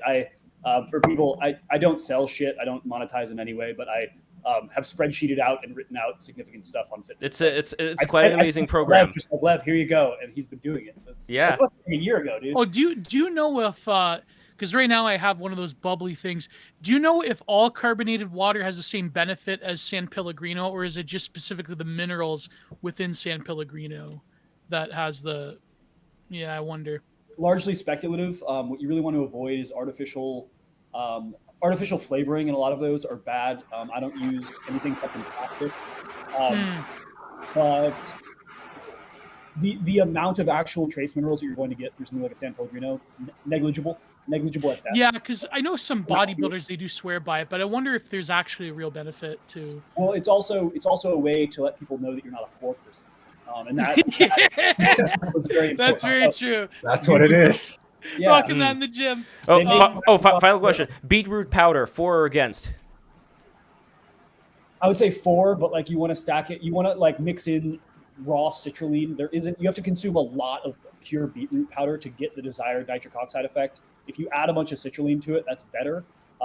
Big picture, it's good, but again, this is one of those things where you need to consume like 5 or 10 grams for an effective dose. So, I mean, if you want to slonk like a lot of gnarly tasting beet water, which I've done, sure, go for it. I've actually felt a very big effect from just 2 pills, like when I took them and put them into the drink mix. Anyway, never mind. We're going to talk about that later. Boat. I need the stamina of Gio's ankle. Oh my god. Well, here's the secret. A lot of fat people have weak ankles now because of Cushing's syndrome, which I have unfortunately managed to avoid. I have a very even distribution of my fat. So I have very powerful legs. But I wanted to actually ask Ascendant after the chat about advice. Yeah, if you're around Ascendant after the chat, I would love to also show you like what I have right now on my phone, like the thing. Okay. For example, people have talked about nickel avocado, not Nikocado avocado. Imagine those two on a podcast. The reason why his ribs are cracking and his ankles are fucking shot is you can't humanly possibly take on that amount of weight in a short amount of time. Now, I have been cursed with bad genes and my own probably behavioral problems post-legs, Gio. Well, I mean, that's probably the biggest problem is that when you gain a huge amount of weight at a very short period of time, your body is just going to be destroyed. But I'm banking on when I do lose weight that because my body's been, carrying so much of it, that when I do drop a significant amount, I'm probably going to feel amazing. But you know what you should do? You should take all that fat, you should convert it into soap and sell it on BTR, like the Patreon. And it's going to say Fight Club on it, probably. Yes, exactly. Getting back to the chat, not the chat, getting back to the conversation, I wanted to ask, we were talking about politics a bit in the Republican Party. The criticism that people have of BAP is that he's basically saying, this was around the election, he's like, well, he's just like another Republican that wants us to get the more esoteric reason to vote for the Republicans. Right. And that he's sort of like the warmonger and he's a the teal-funded accusation. Yeah, a bunch of us, as a joke, actually made our banners on Twitter a Palantir logo. Banners. And it was kind of yes. You'd go to a bunch of our profiles, kind of guys in the BAP sphere, and you'd have the Palantir logo, like teal bucks. I got my Teal bucks wired to me just before I came on here. I don't know what you're talking I had some rubles wired to me to do that little bit in the intro. Oh yeah, you did. There you go. Yeah. No, but do you think that there is sort of a substantial criticism though, in that what BAP is preaching is no different than I think just not normie Republicanism, but sort of like a more edgier version of like conservative politics, in that he is not preaching a total like overthrow of he's not like going all the way out there to Fed post, in other words. Right. That he's saying like Donald Trump is a site of power. It's just it's the ideological underpinnings that I think create some mistakes. And one of those underpinnings, again, we talked about this earlier, we can kind of get back to it a little bit, is the idea that European civilization is the center of the world. I just don't think it's necessarily credible. The Fertile Crescent, basically the area of Israel, Lebanon, Iraq, Syria, Jordan, into Egypt. That is kind of that was the breadbasket of the ancient world. It probably has climatological reasons because it was further south than the rest of Europe. Some people say Europe might have been kind of frozen over at different periods. Is it reasonable to argue, so within the Fertile Crescent region, is it reasonable to argue that the fact that it like a Levantine religion, Christianity, is basically the basis for the West, like the ideological basis for the West? Wouldn't that be in line? Yeah. So European culture, I mean, BAP does not distinguish European culture terribly from kind of Christian European culture. He sees it as kind of one continuous arc. And not just Christian. I don't think that the distinction between Europe is the center of history and the Levant is the center of history is actually a significant one. And if we're talking about because this is where most of our culture comes from. It is a significant one because by studying the cultures of the Middle East, you actually get a better understanding of what generated European civilization and colonial American civilization as well. So I think it does matter as a matter of history. I think it does. But as far as the culture goes, though, how different, let's say, would the culture be? I mean, not in terms, obviously they had slavery back then and that kind of stuff, but how different would it be in terms of ancient Greece back then and Persia back then? We had somebody like Heraclitus, who is traditionally known as an ancient Greek philosopher, who was nonetheless living inside of Persia. It seems like a lot of these cultures back then, they had the same, very similar thing going on as far as the value system, and that value system then ended up going in Europe, which, let's face it, at the time, like I'm remembering those, pictures like the blonde, my ancestor people. At the time, you did have, I mean, even Adolf Hitler said so. You had like the Germanics living in the, in the little tents there. And I'm not saying they may not have lived this lifestyle that they liked. That wasn't really where we got all the intellectual thought. All of that did end up coming from more of these areas around the Levant and Persia and Greece. But I think it's almost a straw man to say that BAP's understanding is that there is a geographic component to the center of history, whereas the first third of his book is about how emergent life and ascendant life is a biological phenomenon, and becoming a master race, master civilizations, progress. These are all biological and matters of endocrinology and things like that, which just, it's not, he's not making the argument that we should have kind of a linear historical, I want to say cultural lineage argument for Western civilization, but it's just, how you want to categorize it. His doesn't read like a traditional school of historical interpretation in that way. Well, I think he's doing essentially the same things that Nietzsche does in terms of genealogy, where he's taking huge swaths of history that are sort of connected here and there tangentially, and maybe in terms of the actual look at the data, historian or ethnology work. He's sort of ignoring the nitty gritty of it to do it. It's a pastiche, and it's an art piece. Sorry, I just wanted to throw that in there. Yeah. What do you? I see it that way. Yeah. So. Sorry, I didn't mean to interrupt you, Gio. Go ahead. No, I'm saying that's an interesting way of looking at it as an art piece. But I wanted to ask, could there be a viable, there's been articles, for example, the American Sun that touch upon this, but we want to get to Baptism and Christianity, but also, could there be a viable politics of the Bronze Age mindset? Is there something there that is different than just the normal sort of order of things in terms of right-wing politics in general? Does BAP offer something that is a greater flavor to them, that is an action-oriented politics? That's something, I guess you would point to figures like Mishima or Younger and so forth to give you a model of that. But I think is BAP trying to create a politics of the right wing in the 21st century, because the conditions of Younger and Mishima are totally different than our conditions, right? So right. To that point, the key, and this actually circles back as well to Lev's question, which is how does BAP differentiate? How do you differentiate BAP or Bapism from the normie conservative movement, and why do they have the same political ends? And what I like to point out is the key point of friction or ongoing disagreement between different parts of the sphere, between what I want to call more like the single striver Baptist 20-year-olds and what I want to call fam cells, like FAM, like family cells, like the guys who are homesteaders, going to go have 3 kids, going to find the trad wife and move off. Midwestern trad dad. And there's the Midwestern trad dad who is blasting test at 36 and fucking working out in his garage and loves BAP. Those are very different versus the Miami crypto striver who likes BAP. Those are different worlds. Right. And existing between those worlds, I'm a single guy in my 20s. I don't have a family. Though I aspire to the fam cell side, there is that distinction. And actually there's disagreement within the BAP space, because BAP at the end of the day does not say the solution here, because this is what trad normie conservatives and libertarians all say is the goal, the solution to all of this shit out there is find the woman, fucking get land, be off the grid, raise 11 kids. And that's the dream, bro. And BAP does not say that is the solution or the plan. And he kind of has it written off as well, for some people to whom this might be satisfying, that is what you should do. But, and also, it also aligns closely because those people are often very strongly Christian. So it's kind of the Christian FamCell route. And though BAP is like, yeah, thumbs up, we're all on the same size.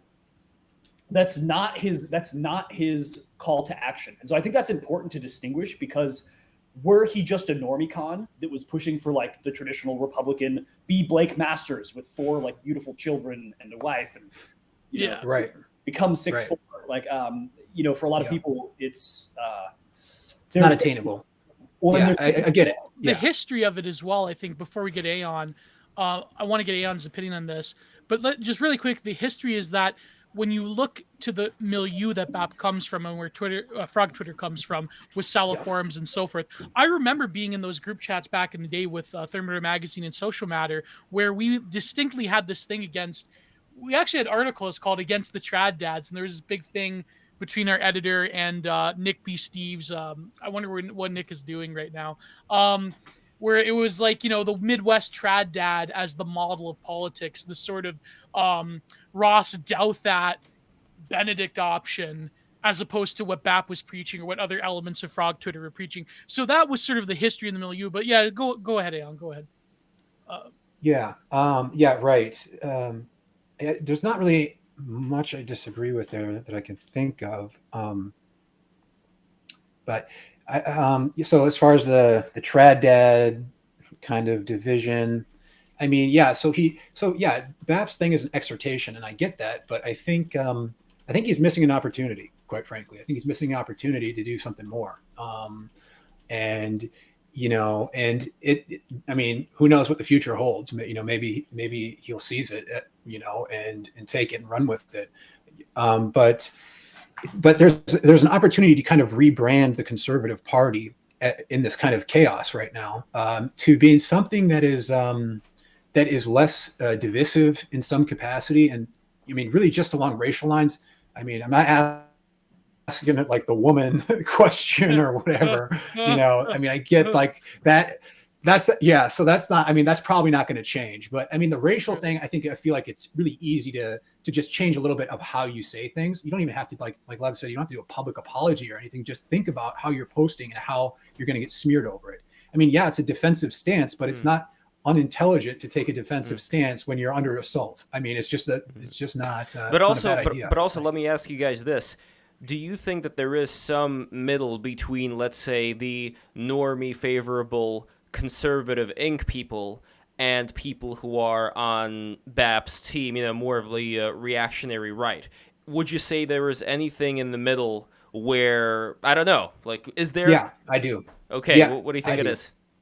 Well, so there's a couple examples in the Midwest that are very interesting. There's the Farmer Labor Coalition, which basically is a very interesting history. If you look at the history of North Dakota and Minnesota, you can learn about the Nonpartisan League and the Farmer Labor Coalition. It was a successful third party that kind of emerged in the 1920s. It started out in North Dakota as a bunch of farmers who just all got together, and they were organized by this socialist guy. But what they ended up doing is they infiltrated the Republican Party and took over the Republican Party from the inside using these kind of socialist tactics, and ended up creating a state bank. To this day, North Dakota is the only state in the United States that has a state bank. It's very interesting. So they implemented a lot of socialist policies as conservative farmers, property owning conservative farmers. So if you're looking for a middle ground movement in American history to look at, that's one is the Farmer Labor Coalition of North Dakota. The Nonpartisan League of North Dakota and the Farmer Labor Coalition of Minnesota, which came about 10 years after they did all this stuff in North Dakota. So that's a third party movement. And the Rust Belt has lots of this kind of intermediary, half socialist, half Republican stuff going on. I mean, places like Milwaukee were very socialist in their governmental structure, but when it came to policy and family values, they were very, conservative and traditional. And this is all over the Midwest. It's something about the Great Lakes area and what I call the Rust Belt, and what a lot of people call the Rust Belt. This was a highly industrialized area, and the people who are part of this, there was a kind of socializing impulse throughout Wisconsin, Michigan, and other parts of the kind of Midwest here. And And so that's part of the political heritage and legacy. A lot of people say that the left is all bad, it's all satanic. Well, if you go back and you look at American history, particularly in the Midwest, you'll find that there are some very interesting things that happened with kind of socialist organizations that organized workers and did strikes. Minneapolis had a really brutal truckers strike in the 1930s. And that this was organized by literal people who were affiliated with the Communist Party. They were kind of in charge of organizing it. And this all happened kind of under an administration of the Farmer Labor Coalition. It's just there's all kinds of very interesting, refined politics, especially in the Midwest, where you can find these examples. Zero HP, by the way, says communist full mask off. No. I mean, again, as being so somebody from Aeon, are you a socialist of the nationalistic variety then? Yeah, I would not say so, but I mean, well, that's no. I mean, again, like as being somebody of the USSR, I read this book called what was it? The Red Decade by Eugene Lyons. Are any of you guys familiar with that book? Oh, I think I've heard of that book. They were talking about how during the 30s, especially, Stalinism took over all the socialist elements of the United States. If we're talking about all the intelligentsia, you had to be a Stalinist. If you weren't a Stalinist, then you were considered to be, what were they called, a social fascist. That's what they called all the socialists who were not Stalinists. So but it is I would be very crazy, careful. I would be very careful when it comes to communistic elements. Not to say that there shouldn't be, workers' rights and people being able to vouch on behalf of that important thing, but it's very tricky, especially when you get to unions and the mafia-like nature of some unions. I think that may have played a role in terms of cities like Detroit, which I still see as being a very corrupt place. Like people who are saying like, oh, I'm like Tim Dillon, I remember said that, oh, people think I'm left-wing because I'm saying about the problems in Detroit. It's like, dude, the problems in Detroit I think were because of the left-wingness of a lot of the things that were going on there before. But anyway, not to dwell. No, I think it's very interesting, like how BAP does have sort of a deference for the American experiment as opposed to other people on the far right. I mean, he does have this sort of deference towards this, let's say, the great men of history in terms of the founding fathers, for instance. And I know, but sorry, TSN, you have a point that you wanted to. Well, yeah, just to the point, and I think this comes to, you're talking about very real and practical political solutions and agendas, which BAP doesn't really seem to profess. And I think kind of going to the FAMCEL versus young striver, like BAPian demographic distinction, one of the things that's important to realize is that, how do I say it? Nobody is saying you should be like BAP as an individual. And you have to realize in somebody's work, a lot of the space, a lot of Twitter and stuff is people trying to tell you, hey, you should try to be like me. I'm better with women. I'm more jacked. Yes. I'm handsome. I'm more right. You I'm familiar. Try to be like me. That happened the other day, actually. BAP, he's not saying that you should be like him, nor should you. BAP is an outlier autist who is perpetually traveling the world. He's, don't want to get into his docs, but he's middle-aged and single and not a settled Christian family man or anything. And so there's tension there because there is no part of this movement that is you should be like me. And I think that's important to realize because this is where nobody is asking that. Nobody should aspire to that. To everybody listening, I think everybody, if you're vaguely interested in what's going on the right with young people, read Bronze Age Mindset. I think everybody should do it. I think that's interesting. You then try to be like BAP. I'm going to go with no on that. Go find some other idol or somebody to live up to. But this also touches I'm on not. No, he's not an idol. I'm just. I worry about young kids who read this stuff and then they kind of get sucked into the. Bro, I give this book to young kids. I fucking give this book to a lot of young that's good. No, I mean, there's good parts of it. Don't get me wrong. There's great parts of it. The one thing I worry about is getting, it's that destructive impulse. It's the lack of the religious character and the lack of a willingness to build anything. That's what bothers me is it's all about mockery and destruction. And I mean, it's so influential. And that's the issue that I see. It's so influential and it carries such a gravity civic organizations in North Dakota from decades ago are fucking boring. and not fun. Mm. And No Well, way. that is the No, big it's- issue it's here. quite Because interesting. I was going to I refine think to my be question fair, that I though- asked you before and ask you not so much what realistic movement you would propose, but more about what cultural movement would you propose that would be in the middle between, let's No, I say, think- the reactionary but right and But yeah. BAP is a cultural movement. BAP is an Right-wing aesthetic bodybuilding. movement. Oh, sorry. Go ahead. Go ahead. I get it. Yeah, Bodybuilding, that's an man. aesthetic. Sun and Steel. It's a cultural character Yeah. development, physical development. It's a way of embodying an ethic. Here's the thing that's distinguished from the North Dakota shit. It is a way of embodying an ethic that is not explicitly political. This is the part. Right. If you start working out enough and trying to like improve yourself, you will eventually become right wing. And it's because it's implicit embodiment of ideals of strength and virtues that are traditional without being like, well, I'm going to go to my fucking regional Republican convention and I'm gonna go like read. Young Republicans. Mhm. I'm gonna go meet Charlie Kirk in an event. Like fuck that. And that's also the people who did that in your school, in high school, in college. Those were not the cool people. Those were not people who were ascendant life. Those are actually personality based, like journalist types. Mm. Yeah. So my point would be That's- I think to my that point. though. Oh, sorry. Go ahead, Aeon. No, go. No, you're good. You're good. Go ahead, Gio. No, Yeah. I think like, and I've gotten criticism from one particular person in Finland. Nah, I don't feel Oh. offended when people call me out. Oh, I but, know who you're talking about. Yeah, Yeah. no, but I think Yeah. that I struggle with one observation that BAP has and I do agree that he's a cultural and a artistic. He's an aesthetic movement. Let's call it that.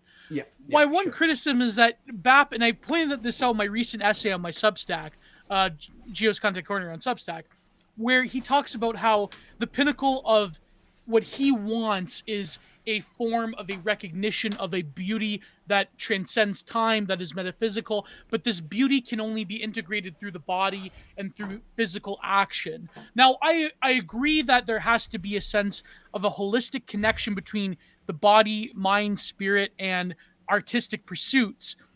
But I think that people who don't share within the sort of peak of physical excellence can still, to an extent, recognize on a metaphysical level. And I know it's just fucking cope on my part. Look at me. This is fucking cope on my part. No. But No they way. can- they Not can sort of- after Thad's program. We're both gonna get on it. I think that you can recognize a sense of that from a purely metaphysical sense.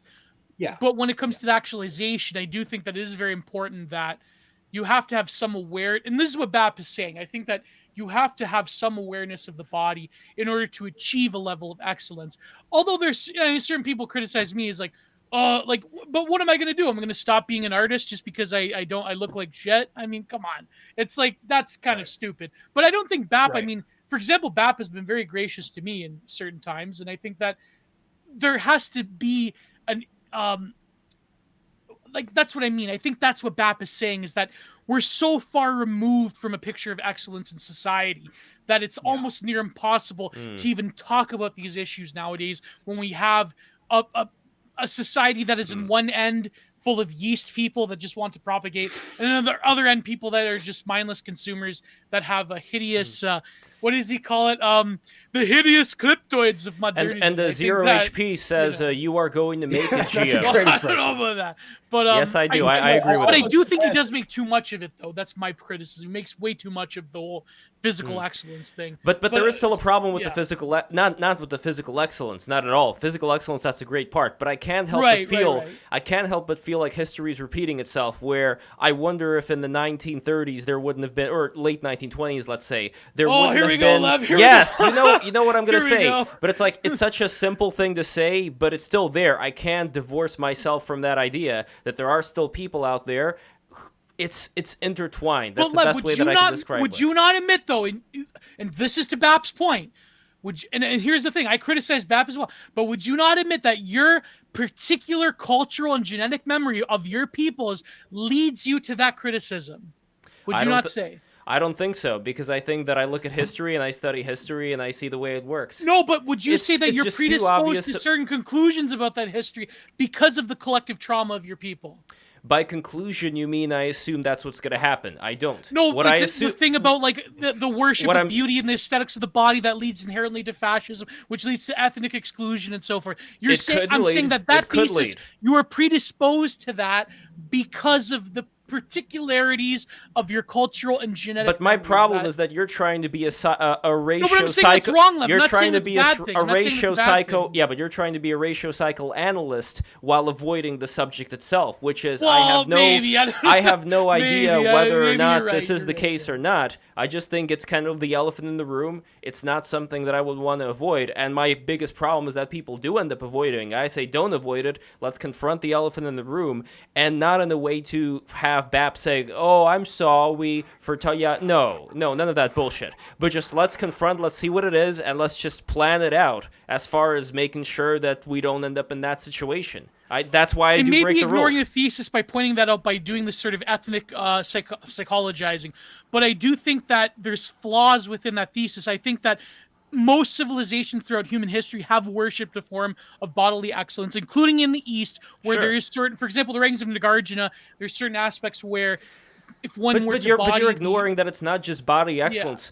If you go to any 4chan thread, if you go to so many of these Twitter things, while I agree with that, a lot of it is humor. I do think that there are a lot of but you're people saying out that there the who problem take is it. it's fascist, Lev, that it's going to lead to, I don't know, the... Oh, Well, I it's can't say it on some YouTube. elements are fascist and some elements are anti-Jewish, and we have to be honest about that too. We have to be honest that those elements are there. And there's nothing wrong with just saying that and figuring out how do we make sure that people are led in such a direction where they could work on the improvement of the inner fire, where they could get that going, but at the same time not make these stupid fucking mistakes that have been made time and time again in history. That's all I'm after here. I don't think that's a big ask. Yeah. But I maintain that Gio's art would be better if he lost weight, and your super chats will be better if you lift more weights. And Yes. like your ability to become, I agree. Oh, jeez. I'll show you the room. The gym is Going back in. there. to become a Going magnetic individual, to become like ascendant life, there are things that you can do. It's a lifestyle, and it does not require that you go and vote. It does not require that you fucking follow Candace Owens on Instagram. Like, I think the distinction between the political and the the spiritual pursuit that leads people to implicitly right-wing behavior is important, and that's why it's so laughable that you have like Nat Review people trying to analyze BAP as if it's some sort of political figure, whereas he's a cultural figure and kind of an artist and a weirdo, and we all love him for it. And his, somebody was saying in the chat, and it's so true, like if you can't tell that he emanates being a good dude, you are just you already made up your mind or you're not paying attention. Well, I think it's true. I mean, if I did, just like the practicality of it, I think that if I were to lose weight, would my art improve? Yeah, that's probably. Would it improve by a significant margin? Maybe not, because I think that one's artistic style is inborn within them in terms of what they pursue in the medium that they pursue. But I do think that Let's cope. well, we'll see. We'll see. I think that I could see where, in terms of one's reorientation of being towards the work of art, could change. Well, you draw, Like you draw take someone more, who loses, right? And you eat less. That's already, I think, a good. Well, no, oh my god, no, but I think that there's. God damn. I think that your reorientation towards the world would probably change significantly. For example, a lot of artists they are capable of. I know 𝓐𝖊𝖔 talks about being capable of walking great distances for a long period of time. The sort of I fucking hate this word because I fucking hate grifty, man. But let's call it the Lindy walk. That if I were to able to Lindy walk more often and longer, then yes, my work of art would probably change dramatically. I love this comment, by the so way, from we'll see. PCSS, who says fat artists are better just like chefs. Simple as. It is true. Like fat chefs, like Tim Dillon says, a fat chef knows, whatever. Anyway, and by the way, Thad, I would also mention that I honestly think that it is the left wingers. It is a lot of these cringe people who are on the, who are part of the cathedral today. I would say they are the most responsible, like I mentioned in the beginning of the show, for this radicalization, for lack of a better word. And it's almost like if not for them, if not for that particular aspect, there would not be this kind of pushback that always seems to go in the same fucking direction. And yeah, that's the only thing that That's why I do the show, like I said before, because I want people to go here and to air out all these things and speak with people that they otherwise would never have a chance to speak to. That's why Aeon's here today. That's why we had him with 0 HP, and now you're here, which I'm very grateful for, and Gio with the Fez, and, it all works out in the end. Well, no, I mean, I think, let me ask, there's this question that we sort of like teased from the beginning. Let's go to Aeon and then Ascendant. What do you mean by BAP as a nihilist? What is that like? Is there like, do you mean like a sort of cosmic nihilism, or do you think that there is like a sense of like nihilistic abandon? Like, what do you mean by? Because I know this is a common thing. This is like the classic meme since that who's that guy that wrote in American Mind that called him a Nietzschean nihilist? Thompson, whatever, the Thompson guy. Yeah. Yes, Thompson. Bradley I don't know if I Thompson, read the that guy that piece. wrote like a 14-part series on BAP. That's that right? That's great. No, it was so bad, and it's you can't even get through there. They're so long, and BAP is just clowning him, like just making fun of the fact that he's responding like look at you, I'm a shit poster on the internet, and you as part of Conserva Inc. have written this volumes on me. Yeah, that's great. That's fucking crazy, actually. Yeah. Well, no, it's funny. You know how I knew? Because when I was back in grad school a few years ago, more than a few years ago, my professor, who is actually a postmodernist, he was my supervisor. He went to Berkeley. He went to UCLA. And he's like, so you read Bronze Age Minds? I go, holy fuck. Like, no kidding, huh? like read him. He was a mutual of mine. So yeah, no kidding. No, like BAP is well known in academia, but people don't like in hushed voices. He is well known in academia. Exactly. That's what I'm saying. He's extremely influential, and he says I'm just a shit poster, and that's part of his act, I think. But no, he's super influential, and that's why people are writing about his thought. It kind of reminds me also of Jon Stewart or Stephen Colbert, where they say, they make a political statement in the form of a joke, and then when they get criticized, say, oh, I was just joking. Maybe there's a similar thing going on there, but for the next generation. So like right here, like when HP in the chat says, my favorite artist was a humble painter from Austria. He was not fat. That is fucking funny. That's what I call him on Twitter too. The Austrian painter. I'll get a laugh out of that. No, but I like the Bapian nihilist thing. Let's yeah, the nihilism. Yeah, let's get into it. He actually was a great. He was actually a good painter. If you look at his architectural work, he was good. But then these people, did he do the Disney fan art, or is that a meme? No, that was Thomas Kincaid, who is also the Hitler of the art world. No, but like people, they make this fucking stupid Reddit tier. Oh, well, his lines of perspective didn't go right. I go, listen. Oh, I know. Yeah. Every fucking artist since the 19th century, from Daumier to Picasso to Braque to everyone, didn't have picture perfect lines of no, that's going into the focal point. That's a stupid critique on their part. That's retarded Reddit tier critique. But at the same time, I don't think he would hold a candle to Egon Schiele, for example. Obviously not, because Hitler. Oh fuck! We mentioned he didn't have time to develop his style. He was very much an academic painter in some ways, or he was trying to be an academic painter.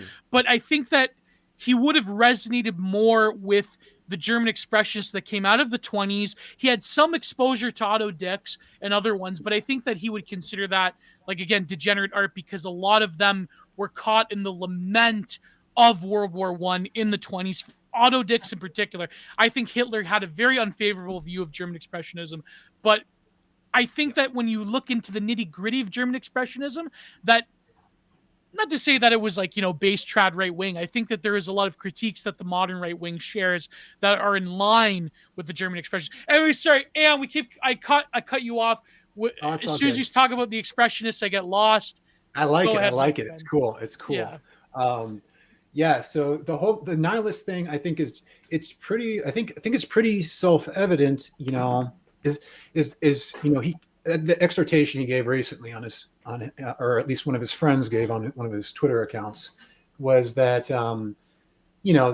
frogs should basically only mock, destroy, tear down. That's the duty of the right side of Twitter. And I just think that actually, you're probably capable of a lot more than that. I mean, BAP has university professors across the country reading his book, just even out of curiosity, because people are writing about it, writing articles. You're probably capable of something significantly more powerful and impactful than that. So that's, and I just think that he just has this attitude that, maybe that, the global world order is totally undefeatable. So he never investigates, how could you potentially offer a different solution to it? And that starting from that nihilistic point of view, believing that it's impossible to defeat it, you're never going to figure anything out. So I do have a constructive kind of view of things, that it is possible to perform a legal political movement that transfers power back into the hands of just the ordinary working class American people who believe in the ideals of liberty and freedom. Essentially, Lomez did a great thread on this recently, or a little comment on this. He said the American religion in the 60s was kind of like a civic nationalism, and with JFK and a few other people. I can't remember exactly what he said about it, but he touched on this civic nationalism, and is very interesting. Or I think it was civic libertarianism, maybe is what he called it. Right. So it's very. I think that idea is a very constructive possibility for the future of the online right, so to speak, because it's libertarian. It's not too stuffy like the GOP. And I see a lot of opportunity for actually building really interesting communities and networks of people who just don't get into the extreme stuff, and then you just take away the ability of the media to crucify you every day. I think that's probably the smart way to go about it if you want popularity. So. I would add to that I think that there should be. I don't think that the extreme stuff could ever go away. I don't think you could have Pepe the Frog without all it's not the gonna go racist away. Pepe the Frog. No, but not even that. I think that this is what it is. It is something that exists, and there is a reason why people are attracted to it. No, they're pretty adamant on the extreme stuff. And I think that there is also pardon all the true believers, who think this, but I don't give a fuck. I think that there is a lowest common denominator pull in society where even if there are great virtues like reigniting the fire, most people, I think, get the whatever scrap of smoke coming instead of any fire from looking at the things that they hate. That's where they get most of their energy from, and I don't think that's going to go away. But what I think can happen is I think people should have conversations like this, and in even the political sphere, I think it should be both done where BAP would be mentioned, the kind of things he talks about would be mentioned, but also all the, any possible, racist things and, anti-Jewish things, those should also, as the elephants in the room, be mentioned by, let's say, the professional politicians and made to be understood that these are not elements that we would want to be included in the platform, but these are the elements that we do want to include. This is not the role of people like BAP, but this would be the role of people who would then try to do something in terms of politics, where there should be a distinguishment there. No, one quick point on that. You look at the correspondences of the founders, right? George Washington, everybody in that era. You're not going to find super charged, offensive statements. You're just not going to find that stuff, and you'll find even very little humor in some ways. And that was the normal way of relating during the colonial era, and there's not really anything wrong with that. And they had very interesting conversations, and they built a nation. And so I just the one thing I wanted to add to what Lev was saying is just that you don't have to have this vitriolic, angry thing in order to have humor. You just don't need it. I mean, humor can pop up in different places and in different ways. You don't need I feel like there's a dependency on this hatred as a source of. I don't know. I mean, it is very funny. I mean, sometimes it is. Yeah. I laugh. You guys make me laugh, no doubt. The idea that it's hatred, I think the final point, and I got to run here after this, but the final point I'll say on BAPian nihilism or whatever is what is the difference between nihilism and then accelerationism? And I just love, in his telegram last night, BAP sent this message that said, "War has started. Let us hope for a quick escalation to world war, and from there a nuclear fire to renew this world." Yes. Yes. That's what he said. Yes. Let us hope it escalate. Like, this is accelerate. And is he joking? Fucking probably a little bit. Yeah. Doomsday optimism, baby. Well, look at Mike Ma. Look at the whole the world is nearing collapse. Kick out the last leg of the stool. Like, let's go. So for me, I exist in the crypto world. That's what I do. Stacking crypto, guns, land, like trying to build a thing for whatever comes next. That is a whole attitude that, to be honest, it's not a hate and a negative thing. It's things are going to go poorly on the macro scale. We are seeking to like do great and have wonderful lives on the individual scale. And like, let's fucking go. Like, if we need to help light this fire a little bit, let's go. And we're going to make the absolute best and kind of be dancing as the ship goes down. And I just want to say that there is actually an energetic, positive vibe there that is not like hatred and like we hate minorities and like. Yeah, I get it. It's not like a whiny like Telegram channel. Oh, look at what they're doing to us now. Like, it's you know what I mean? Not to subtweet anybody, but like, I think that with BAP, you don't have that same level of like near persistent and obsessive like racial animus that leads people to just demoralizing themselves. I think that's not what BAP wants.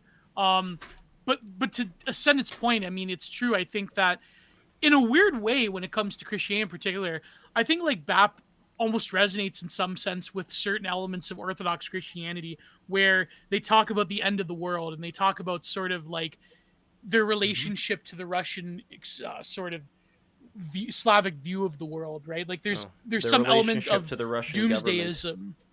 Yeah. Okay, Lev, can you stop? Like, you are smearing a huge chunk of our audience right now. I don't care. I'm just being real. I'm friends of the Orthodox people. Anyways. I love Gravitas. You know what I mean? Gravitas is great. There's a level of doomsdayism. Ace. Oh, sorry, Tia said thank you, my friend. All right, take care of that. Thank you so much for on. coming in. Thank you We're for going to having be me. winding down. Have a good one. You too. Let's You talk too, my health friend. later on. Yep. But yeah, there's in certain elements of Orthodox Christianity, and the Russian one in particular, there was this great book actually that it talked about this weird relationship between and I saw 𝓐𝖓 𝓐𝖓 in the chat. He was the one that got me woke to this. There's this book about Russian Eastern Orthodoxy and the early punk rock movement called Death to the World, where they talk about this connection and how Seraphim Rose actually had a working knowledge of the punk rock movement and how this embodied in a weird way this sort of there's other books about how the Russian Orthodoxy stuff comes in with like nuclear accelerationism, you could call it. There's a lot of very interesting connections between that aspect of Thanatos and that element of sort of a sacred nature of reality, but one that has to come about through a catastrophe. And I know people in the chat were criticizing you, Aeon, saying that the one aspect of the sort of like calling BAP a nihilist is that there has to be an element of destruction in order to create something new, which I think is true. But at the same time, I wouldn't want to sort of like hitch my wagon to any political project that wants to like, I don't know, accelerate that. I mean, there's a lot of problems. Right. Yeah. Exactly. There's a lot of problems with that. Yeah. Yeah. So yeah, I mean, and again, what like I said earlier is that, well, the system's really destroying itself. Actually, you don't really have to help it along. You really don't have to help it along because it's going down.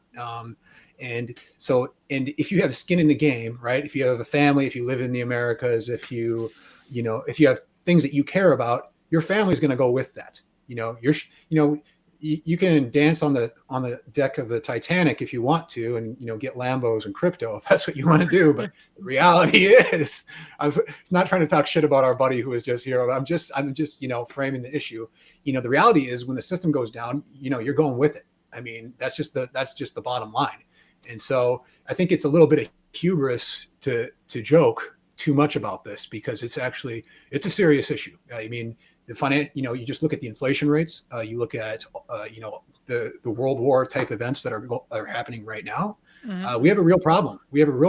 And the only way to resolve it the only means that we have to resolve it is the political system.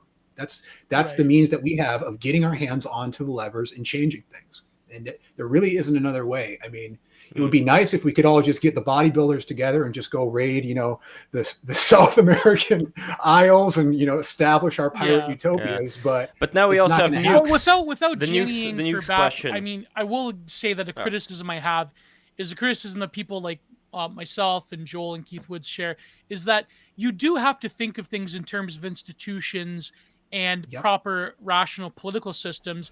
I think the problem with BAP is that he does get carried away, I think, a little bit in the humorous kayfabe of like the 500 names. We need to get rid of, we need to, Roblox the 500 names and the world will be better.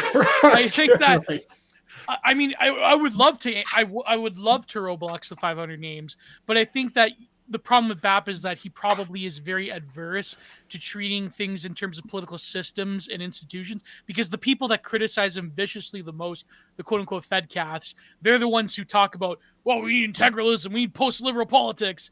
And it's like, I understand that stuff is like fake and gay, but to BAP's detriment, he probably leans into the criticism of that way of thinking too much, to the point where he's, saying that we don't have to think of things systematically. We just have to, violence, bloodshed, sword and steel. Right, exactly. 500 names, get rid of them. Although, let's say, listen, I'm not totally countersignaling, because we do have to get rid of the 500 names. Okay, those are very evil, satanic people. But who knows? I mean, it's the 500. I'm all mercy and amnesty, man. The way and this kind of gets into the Caesar concept, I think, a little bit, which I think is really interesting. And BAP's had some interesting conversations with Yarvin about the Caesar concept. But the Caesar idea is actually a politically viable option. Right. But it's important to understand, when the Caesar comes to power, he's not going to be leading his Roman legionaries across, the Delaware or the Rubicon. Potomac. Yeah. Across the Potomac. Yeah, across the Potomac. Yeah, exactly. Yeah. Lev,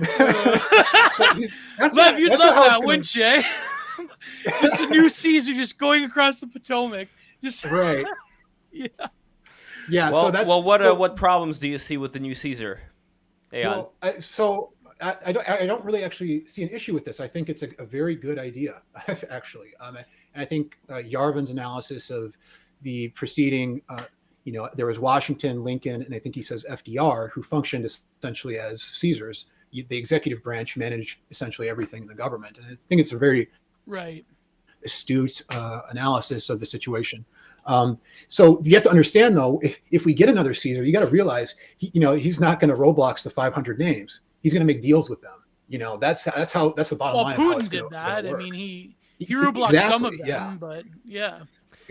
So again, for those who don't know, I realized that there is a bit of an echo chamber going on with the Pootler love, and I understand that, and I made peace with that. We'll have another stream soon, Lev. I'm pretty sure. But probably. Oh no, we definitely will. Where I'm going to bring more people on my side. But I do think though. Nullis asked a great point in the chat really quickly.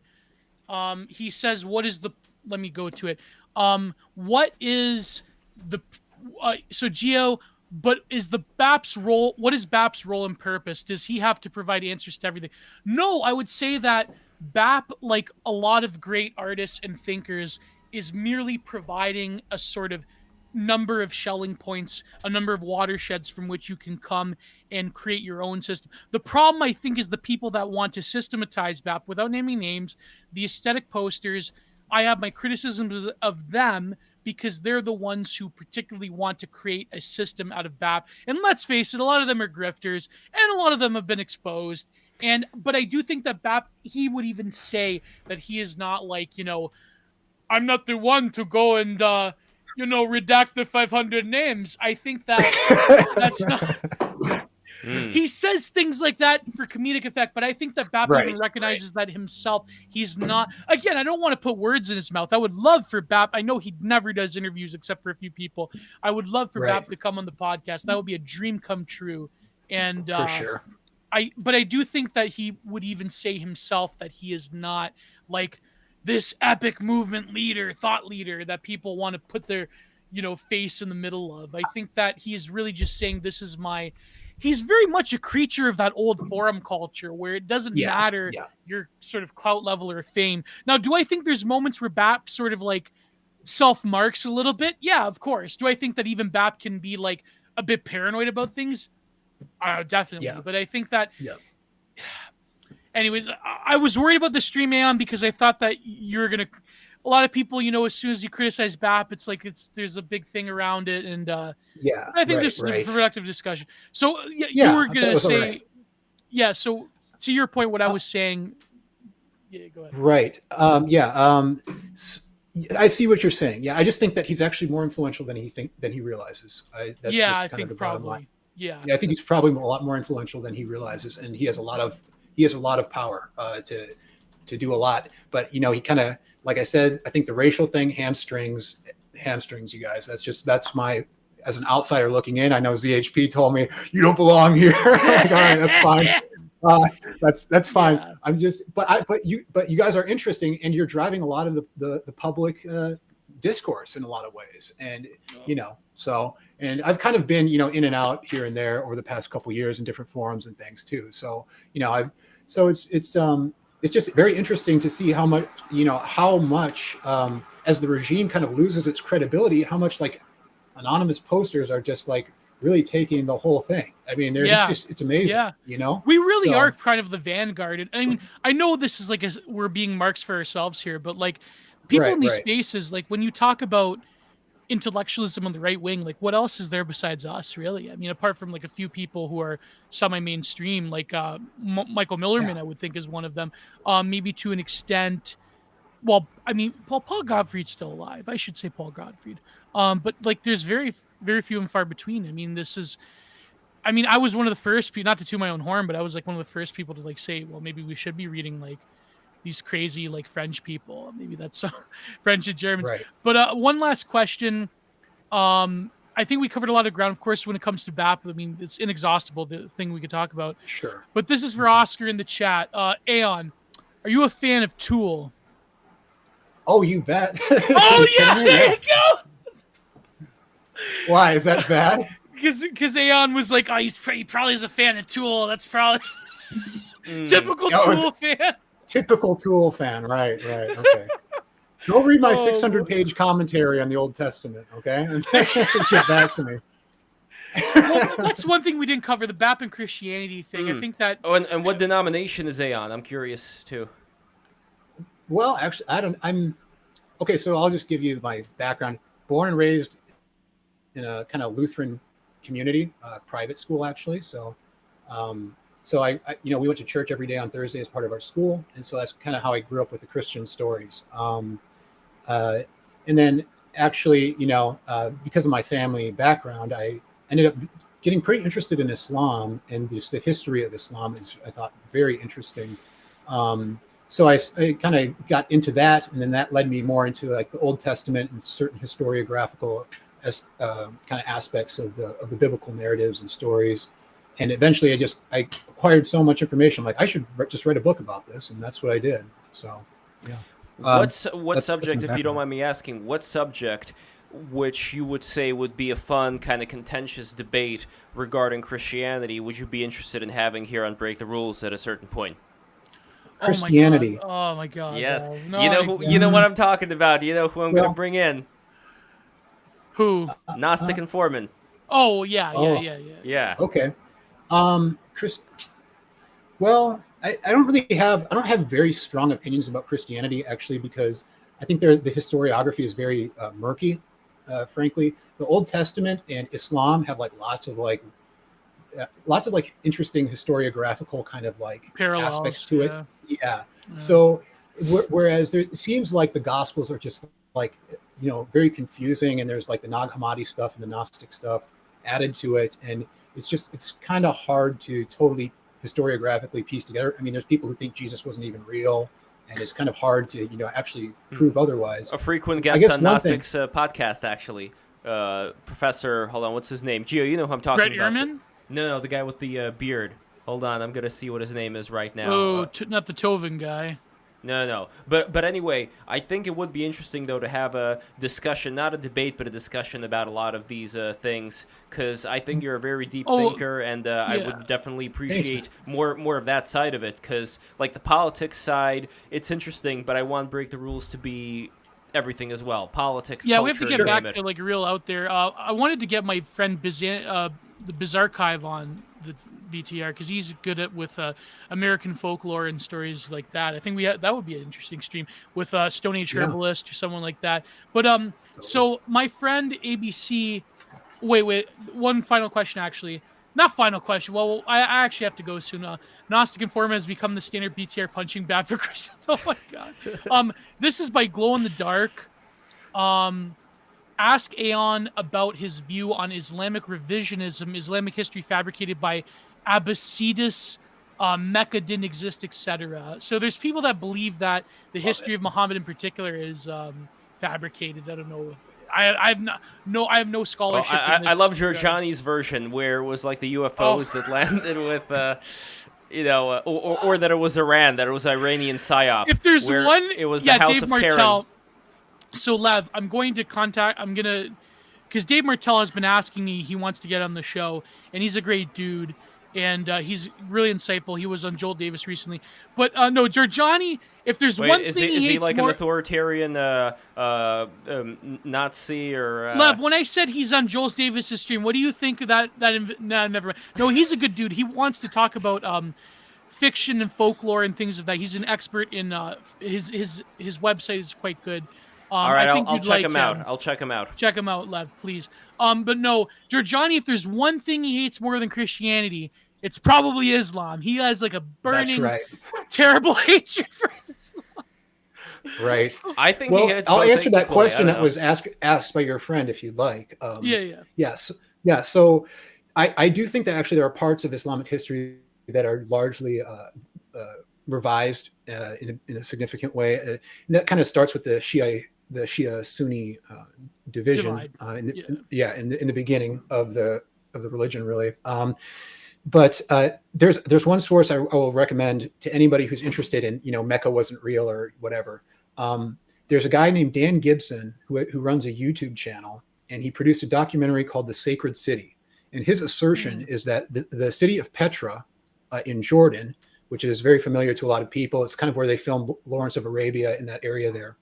The ancient city of Petra was the city of Muhammad, and they used to call it Bika back in the ancient Arabian times, and that this was a Nabatean. This was the kind of the city center of the Nabateans, and this kind of ties into my biblical scholarship a little bit. I won't bore you guys with it right now, but essentially the classical architecture in Petra, nobody's ever really proven where that came from, and some people say, well, maybe the Nabateans built it, whatever. And so Muhammad kind of grew up in this traditional Semitic city in Petra, which had the classical architecture, probably came back from the times of the ancient Israelite kings, because this is very close to Jerusalem. It's not very far away. And so Dan Gibson doesn't get into the kind of ancient architecture aspect of things, but he does a lot of amazing stuff in this video where he explains how the location of Mecca was transferred south in Arabia at a very particular historical period. It's a really remarkable documentary. It's called The Ancient City, Dan Gibson. He's got a great YouTube channel as well. Recommend that strongly if you're interested in this. Do you buy into the thesis? So Nico in the chat's probably because Islam destroyed Zoroastrianism. Do you buy with like the Giorgianian thesis that not only did Islam subvert Zoroastrianism, but rather a lot of their greatest insights came probably from Iran, came from original Zoroastrian tribes and cults, like with Ahura Mazda in particular. Do you buy into that, or? Oh, absolutely. I think Muhammad syncretized. Lots of different sects and basically made a kind of pan-Arabian religion out of basically all these different ideas and beliefs. Zoroastrianism was part of it. Zoroastrianism even the meteor in the Kaaba, that was a shrine for the pagans who traveled there long before Islam came around. Interesting. Yes. But do you side Yes. towards Shia or Sunni? I mean, what's the one in Iran? The Shiites? Yeah, the Shiites of Yeah, Iran. Yep. Shiites, yeah. I do side towards the Shiites. Well, maybe because I I'm a think that fan of Sufi Islam. That's probably why I Well, side Sufis are Sunnis, but well, there's Sunnis, is- but yeah, they're Depends. Sunnis, It but depends. that's a good way of saying it. They're Sunnis, but yeah, that's Right. a good yeah. But the Shia Islam is very interesting because it has that sort of the influence from Persian civilization. So, what Yes. are your thoughts on like why you lean towards Shia a bit more? Well, actually, so it's kind of an interesting story how I kind of stumbled upon Shiism. I started watching this television show that was produced in Iran. It's called Mukhtar Nama, and it's honestly it's in my like top 10 all-time TV series that I've ever seen in my life, and it's kind of, I mean, probably low budget by Western standards, but I thought it was incredible. It's this incredible reconstruction of the history of the life of this guy named Mukhtar, who is kind of he's a very interesting political leader and figure in Iran, who basically was contemporaneous with Muhammad's grandsons. And it's this very detailed historical narrative that explains like all the political happenings at that period, and it explains. You really see why the Sunni-Shia divide happened in this. Just by watching this, without doing any scholarship, you can read some other books about it. But it kind of really shows you just the basic kind of struggle, and it shows you kind of. I think it shows the essence of like what Islam was supposed to be like, or like what it was intended to be like. The kind of romantic kind of vision of what the religion was hoping to accomplish with the kind of universalism, kind of theological kind of. Just kind of unity, even across various religions. But there is a strange thing. Of it. But there is a strange thing, though, that I noticed just as an outside observer, where let's say we're comparing Judaism and Islam and the different paths that each one went. So with Islam, you have these towers set up that I can imagine they're kind of like antennas in a way. You have these antennas that transmit the signal, and then all the Muslims, they just go and they just adopt these positions. You know, Islam, from what I understand, means submit. So they go into this submissive position with the rear in the air and their head down.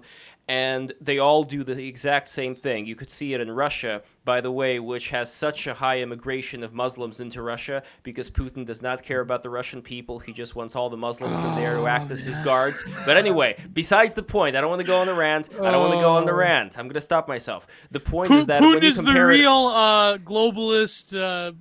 Well, he's one of the alone. world economic.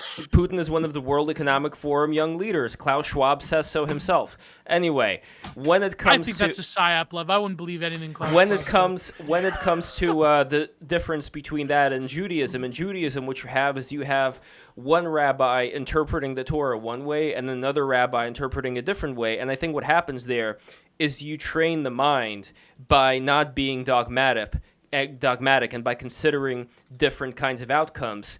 And I see that training of the mind as being more of this process of knowing thyself, as opposed to just being in this very robotic kind of state. Not to say that there are not fantastic Arabic scholars and poets, and if we're talking about Rumi, Hafez, people of that nature, who I think were able to get to this high state. But more on the local kind of like middle class individual level, when you have people, I think, who just go about the motions, I don't think it's the same thing as understanding the motions. You know what I mean? Like, if you, especially in a lot of these Middle Eastern societies, have the laws of, if you steal, we're going to chop your hands off, I think people are not going to steal because it's bad. I think they're not going to steal because they don't want their hands chopped off, which is why maybe in Europe right now, where we have the immigration of people who come from these predominantly Muslim societies, there doesn't seem to be that same fear of I'm going to get my hands chopped off, so I'm not going to do these bad things, and as a result, look at Philip Daniel here. Loose. Philip Daniel, you bastard. Putin is remaining true to the Russian tradition of granting power in land to disaffected Tartar nobles and warlords. He's 100% right. Listen, this is the other thing. And to McGee in the chat, yes, both all of Trudeau's cabinet, including Trudeau himself, they were affiliated with the World Economic Forum's youth summer program. Chrystia Freeland is definitely a person. She was one of the only people to interview Klaus Schwab. Butts is part of it. Who was the guy that destroyed the English bank before Brexit? Carney. the 𝓐𝖓 𝓐𝖓, the guy who destroyed the British pound before Brexit. He is also a World Economic Forum shill. I love this all comment. Trudeau's cabinet. All I of love this them. comment, by the way. Hold on. Yeah. From Nullis, who says Lev is really put Putin on the Ritz. I love that gif, by the way, of Putin riding on the Ritz cracker. That's very nice. No, but my point about Russia is that throughout Russia's entire history, they seem to be making the same fucking mistake. They should have sided with the German Catholics back during the Middle Ages instead of protecting their precious orthodoxy, and instead deciding to sell themselves like a prostitute to the Mongolians. And as a result, you had decades of slavery. You really are a self-hating Russian. Wait. Hold on. Like, Number one, Gio. If I was self-hating, I wouldn't criticize. I criticize out of love. I agree that Garibaldi should never have unified Italy, but my God, that's too far. I criticize out of love because there are Russian people who are not part of that mentality, who come from the serf class as well. If we're talking about like Chekhov, for example, Chekhov's father was a serf. Dugin's point, though, is that Russia is in between two unique civilizations that have radically different views of the world and also of metaphysical. The metaphysical nature of reality, and also the way that they experience politics and culture. Because you're excluding people who are some of the most genius authors, writers. Not only small hats. I'm talking native Russian. No, but in between world history, there's such a unique position that they have that grants them insight into both spheres of the world. That is Dugin's point. This is like saying black people in America are in a unique position because they were slaves. Oh, come on. That's true. Because let's look at a lot of problems with now you're Black sounding America like a BAPian today. because the noble steppe warriors of the Golden Horde, they conquered the Rus, the White Rus, the Lily White Rus. So is that what you're saying, Lev? No, they didn't, and here's why. Because the Lily White Rus, the leaders of the Russians, who are actually not ethnic Russians, but were like Swedes and Norwegians, they sold their own people out. You had Alexander Nevsky, who was crowned as, who was canonized as this fucking saint. You had Alexander Nevsky, who was going from village to village demanding tribute money for the Golden Horde, and if you didn't pay up, he would burn your village down to the fucking ground. And this is somebody who is still worshipped today in the Orthodox Mass. So shame on you. Shame on you for worshiping a fucking mafioso. A lot of Estonians were part of the Russian higher class as well.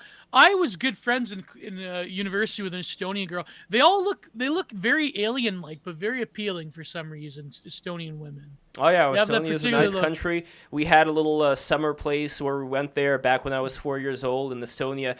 They, by the way, had really good food. And this is the last point I want to make. Not about Estonia, but about Ukraine, because there's a similar thing going on there. There were regions of the Ukraine which were really fertile in terms of the farmland, which also had to do with the farming practices at the time. This was a region that Stalin identified as belonging to the kulaks. So what did he do? He sent in his cronies in there. He started the Holodomor, and he created a kind of culture within these particular regions, which now makes these regions, I'm talking about like Donetsk, I'm not saying it right, but you know what I mean, Lubesk, like these regions are the monkey on the back of Ukraine. Anytime Ukraine wants to get into NATO, these regions with their mafioso leaders get in the way and they say no. And it's good for Russia, it was good for Russia rather, because here you had a puppet regime that you didn't have to pay for in terms of, welfare, in terms of any of amenities. So you had Ukraine having to take care of those motherfuckers while those motherfuckers were doing all they could to prevent Ukraine from moving in any way towards NATO. Now what you have is, well, not that probably because Russia's invaded. So Russia's probably going to take those countries on as their those particular areas on as their responsibility.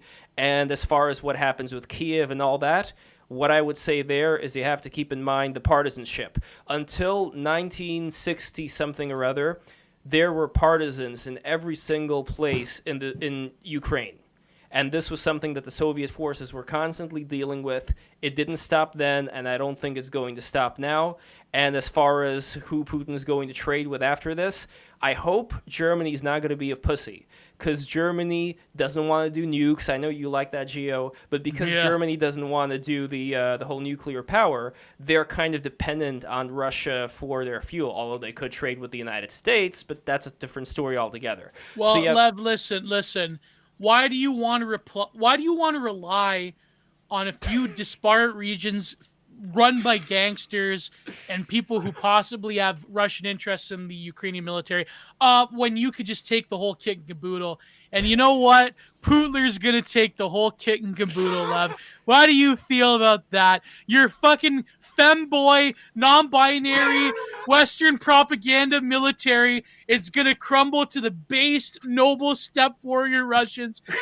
Look at them. Like, you just see those soldiers. They're fucking 7 foot tall. They're giga chads with AK-47s rolling in. They were rolling through the airport in 𝓐𝖊𝖔, and then the CNN reporter was trembling. I interviewed the commander. They let me interview him. Oh. And it's like these Russian giga chads, just like when they went into fucking Chechnya, and all of the women were so sexually enthralled by the Russian giga chads that they just threw themselves. Oh, there was a lot of suspicious things that happened with the Chechen women. But anyways, that's besides the point, Lev.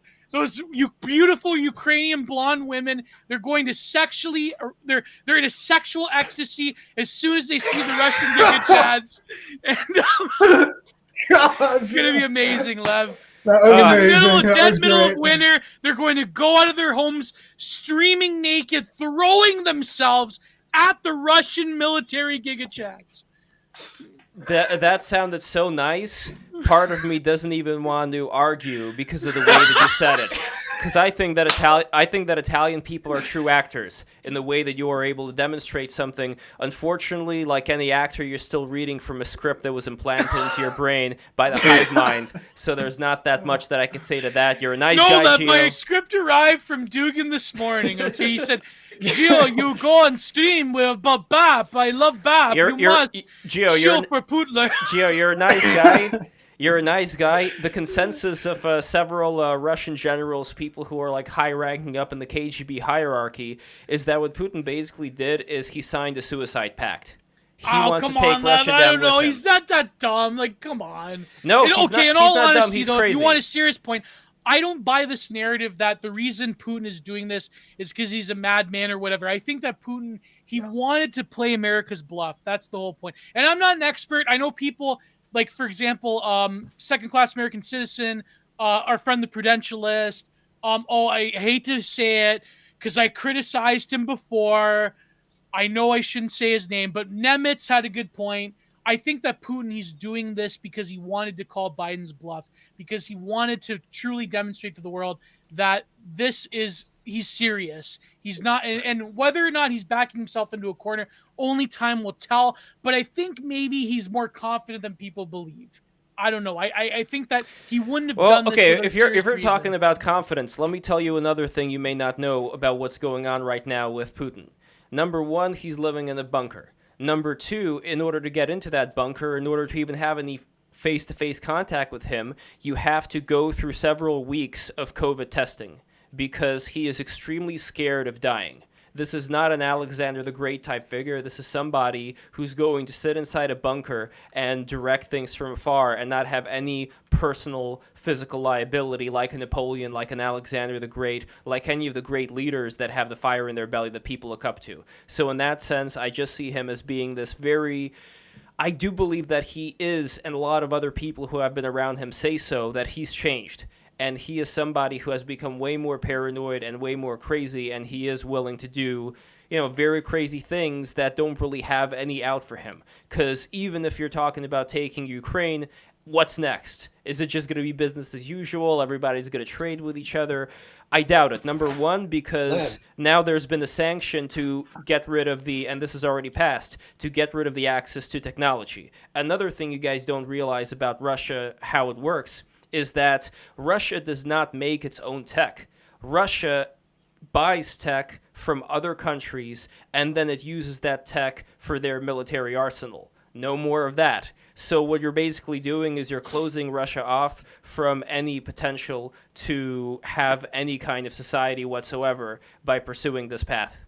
No, I don't know about that. I mean, they'll still have deals with the Chinese. I mean, Europe is going to have to play Yeah, ball you know, the kind of deals with them the now. Chinese, the kind where they have to, bend over and spread them out wide and let the come on. Chinese take them for Look at all they Michael in the have. chat. Putler simply sees that Joe Biden is a total disaster and feckless, and he's acting accordingly. It's how the world history works. Yeah, exactly. I mean, You're what Mersheimer says, you're being one-dimensional, Gio. You're being Putler one-dimensional. is operating on a 19th century civilization, a 19th century Westphalian understanding of the world. These people in Washington are dealing with a quote-unquote 21st century understanding, which is complete bullshit, hogwash. You want a good understanding?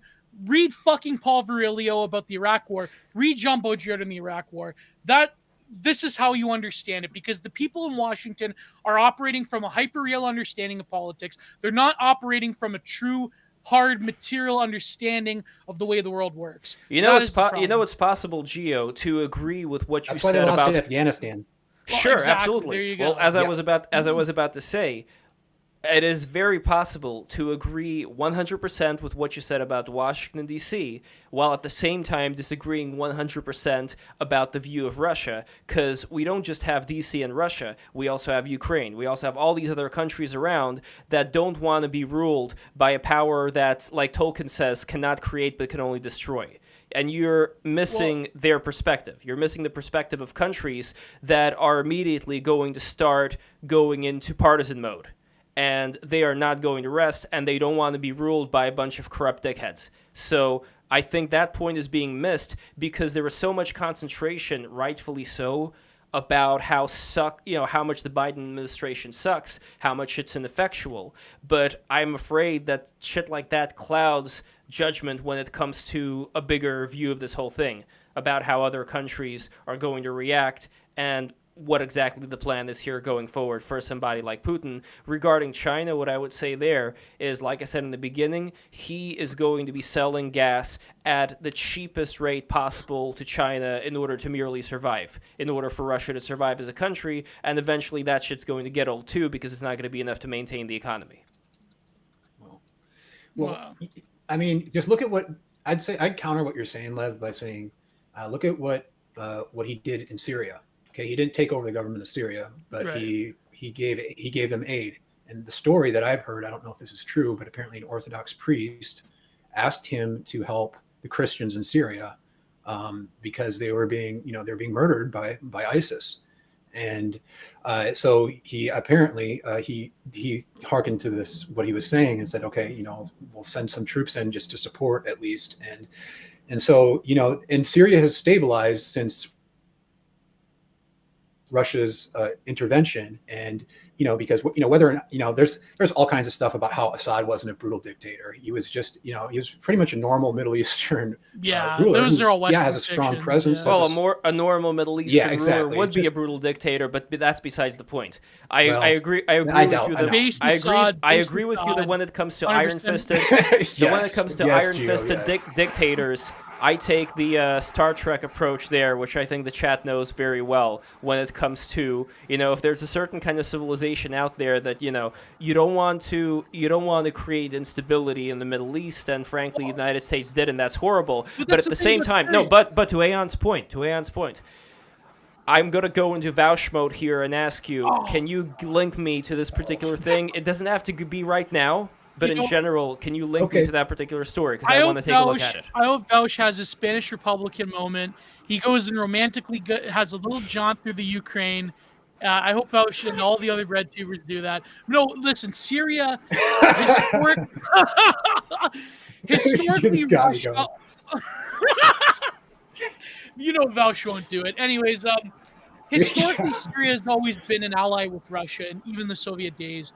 And for example, what he did, it only took about 10 days. 10 compared to what the Americans were doing, fucking things up for the previous 5 to 10 years near Syria and in Syria.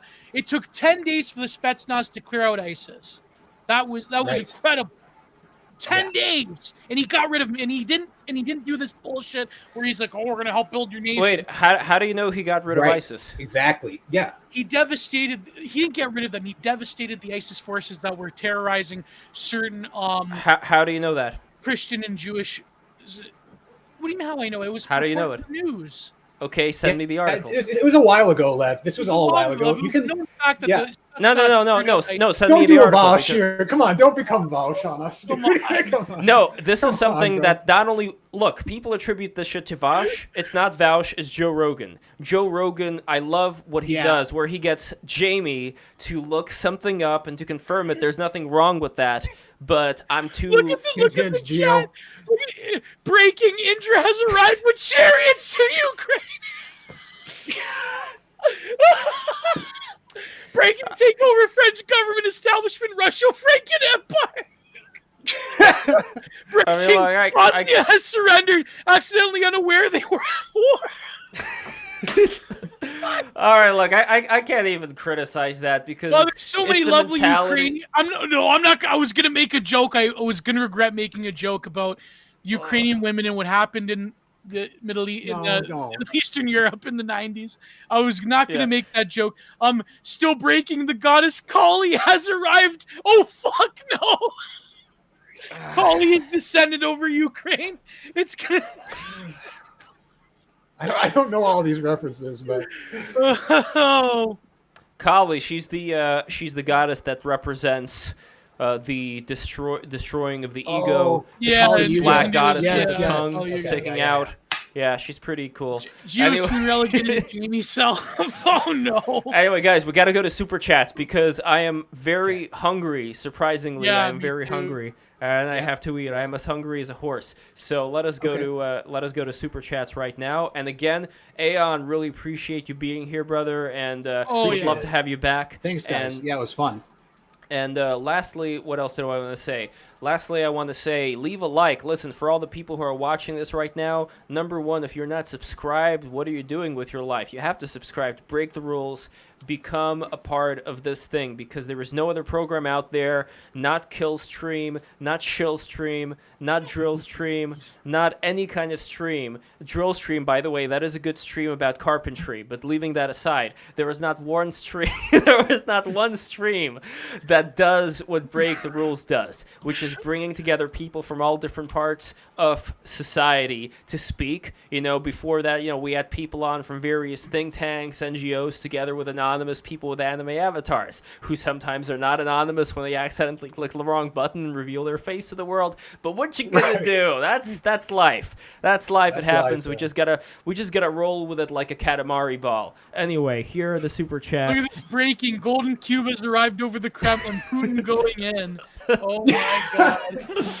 All right, first of all, we have a $40 patron. This is 2 days ago, but I just announced it. $40 patron to Break the Rules. Can you believe that? I wonder why not $50. Well, less work for my dad, because $50 patronage is, well, first let me tell you about $5. $5. You are going to get the MP3 episodes of the stream after they come out. You are going to get we're going to have a private Patreon-only stream, not this Monday, but next Monday, and I'll give you the details about that later on. So if you want to be a part of that Patreon-only stream, next, for $20 patrons, you are going to get these absolutely beautiful magnets from my father, 𝓐𝖊𝖔 Polyakov. Let's give him a hand. $20 gives you all these. And Gio, you should see what my dad's working on right now. This is for $50, but before that, $30 is going to give you a very beautiful print from Giovanni Pennacchietti from the TFW No GF series. TFDW became a cop. No GF series. Shout out to the Arthur. Shout out to Arthur. Man, I can't believe what they fucking did to Arthur. I'm so upset. Like, they turned him into a fucking Reddit soy jack. He looks like he writes for BuzzFeed now. And they turned who is his tomboy love interest? What was her name? No, I think she's fine. I think there's this other girl there who they gave the SJW hairstyle to. An F to M, yeah. Oh wait, really? Yeah. No. I think so. No. Yeah, I know. The one he called Marshmallow. when they were stuck in the library. I gotta look this up. But anyway, when I was a kid, I loved Arthur, but nowadays they ruined it. Here's the look at this like beautiful. Everything. And look, guys, I agree with all of you about the ruination. I'm just not going to put my loyalty towards a thug like Putin who's corrupt and who hates his own people. I'm not going to do that.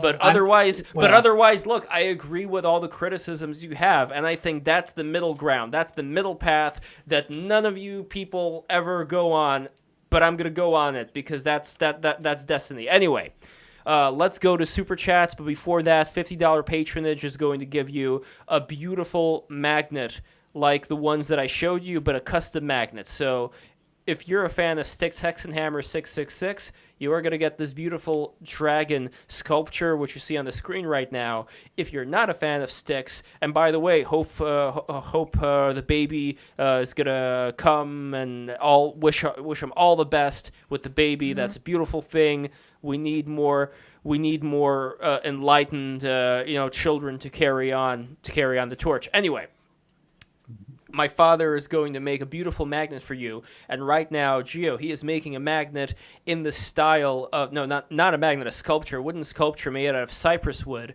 for one of the patrons of this painting of Diana, the one with her and the bow and arrow, and it's also made in the style of like a Greek, like the Greek Orthodox iconography, like it has a particular shape to it. So it's a very beautiful thing. I'm going to take lots of photos of it. So see, this is how I spoil you people. This is the kind of stuff that you can get when you become a $50 patron, patreon.com/breaktherules. I'm going to post that link right now, and you better become a patron. I am serious. If you don't become a patron, I don't know what I'm going to do. Anyway, here's the link, patreon.com/breaktherules.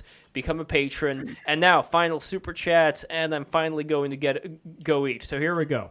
Oh. We have another patron. $5 via Patreon. This was a day ago. So there we go. We have another patron too. And we have True Story, 100 rubles, who says, Russophobes, in parentheses, Lev, coping, and seething. Oh no! Next one over here. No name donated $2, who says racists are the only genuinely non-racist people. See, I would disagree with that because here's the thing. If you talk to people who are in the third world, they do have this very racial hierarchy, and even like Japanese people, they have very racist tendencies where they would look down on Filipinos. I'm not saying all Japanese people, but that is a very cultural thing. While at the same time, I think that it was the culture of the United States and Europe, this Western culture, that was able to go beyond that. And yes, it's just like all the things we're talking about. There is a tendency for it to go overboard and go into this very lefty, very self-hating mode. And it's about balancing that shit out. We got to balance that shit out, and it's not throwing the baby out with the bathwater. I would say that the West, when it comes to the way that it's approached racial relations, has done so much more than any other culture in the entire face of the universe, or at least the Earth. So in that sense, I think that there should be a thankfulness for how racial slavery, things of that nature, it was Western civilization that was able to rid us of that shit. And it's still around in the Middle East. So there we go. That's what I was talking about. Apparently they pushed all the way into Kiev, not just the airport. Oh shit. Well, like I said before, let's see how long this lasts and what the future holds. Anyway, Dunkachino 199, is Kosovo next, Gio? I don't know. Maybe. Could be. And no, I don't think so. I mean, would there be a reason for them to go into Kosovo? I don't know. Well, would there be a reason for them to go into Finland again? Like, I think that Putin's mentality. That would be pretty based. That could Finland has a pretty strong army as far as volunteers go. You remember how they got the Soviet asses handed to them back in World War II? You remember the White Death sniper? With their Suomas and snipers. No, it's funny because Ben Braddock, I just saw on Twitter, said that Finland is the only army that is actually materially capable of handing the ass of the Russians to them. So no, they're probably never going to threaten Finnish power. But I don't know. I mean, is there some kind of link between? Well, I know they've been historically hated each other, but I don't know. I don't know what the opinion of Finnish people are towards the Russians now. Well, now Finland is considering going into NATO. So it's actually funny that Putin has this whole fear of NATO and justification for going into Ukraine being NATO's going to get us. I think that this whole thing is going to result in actually way more of a consolidation of NATO against what's happening. So it's in a way Putin's bringing on exactly what he feared. So next we have Massive McGee, £2. Putin has girl bossed into Kiev. It's over. Well, again, it's over when we're going to see how the next days play out. So next, Tux Loves You. This is the final super chat, and then we're out of here. Tux Loves You, $2. Lev, enjoy your sneed and feed. I definitely will, my brother. I will enjoy eating. And tomorrow I'm going to do a good exercise to get rid of those calories, and we got to get back in touch with that, and I'm going to go over the system. Anyway, this is the end of the show. Thank you so much for watching. I appreciate every one of you, even if I don't agree with people. That's good. That's a good thing. There has to be this kind of disagreement. Good night, everybody. God God bless, bless. and Goodbye. good.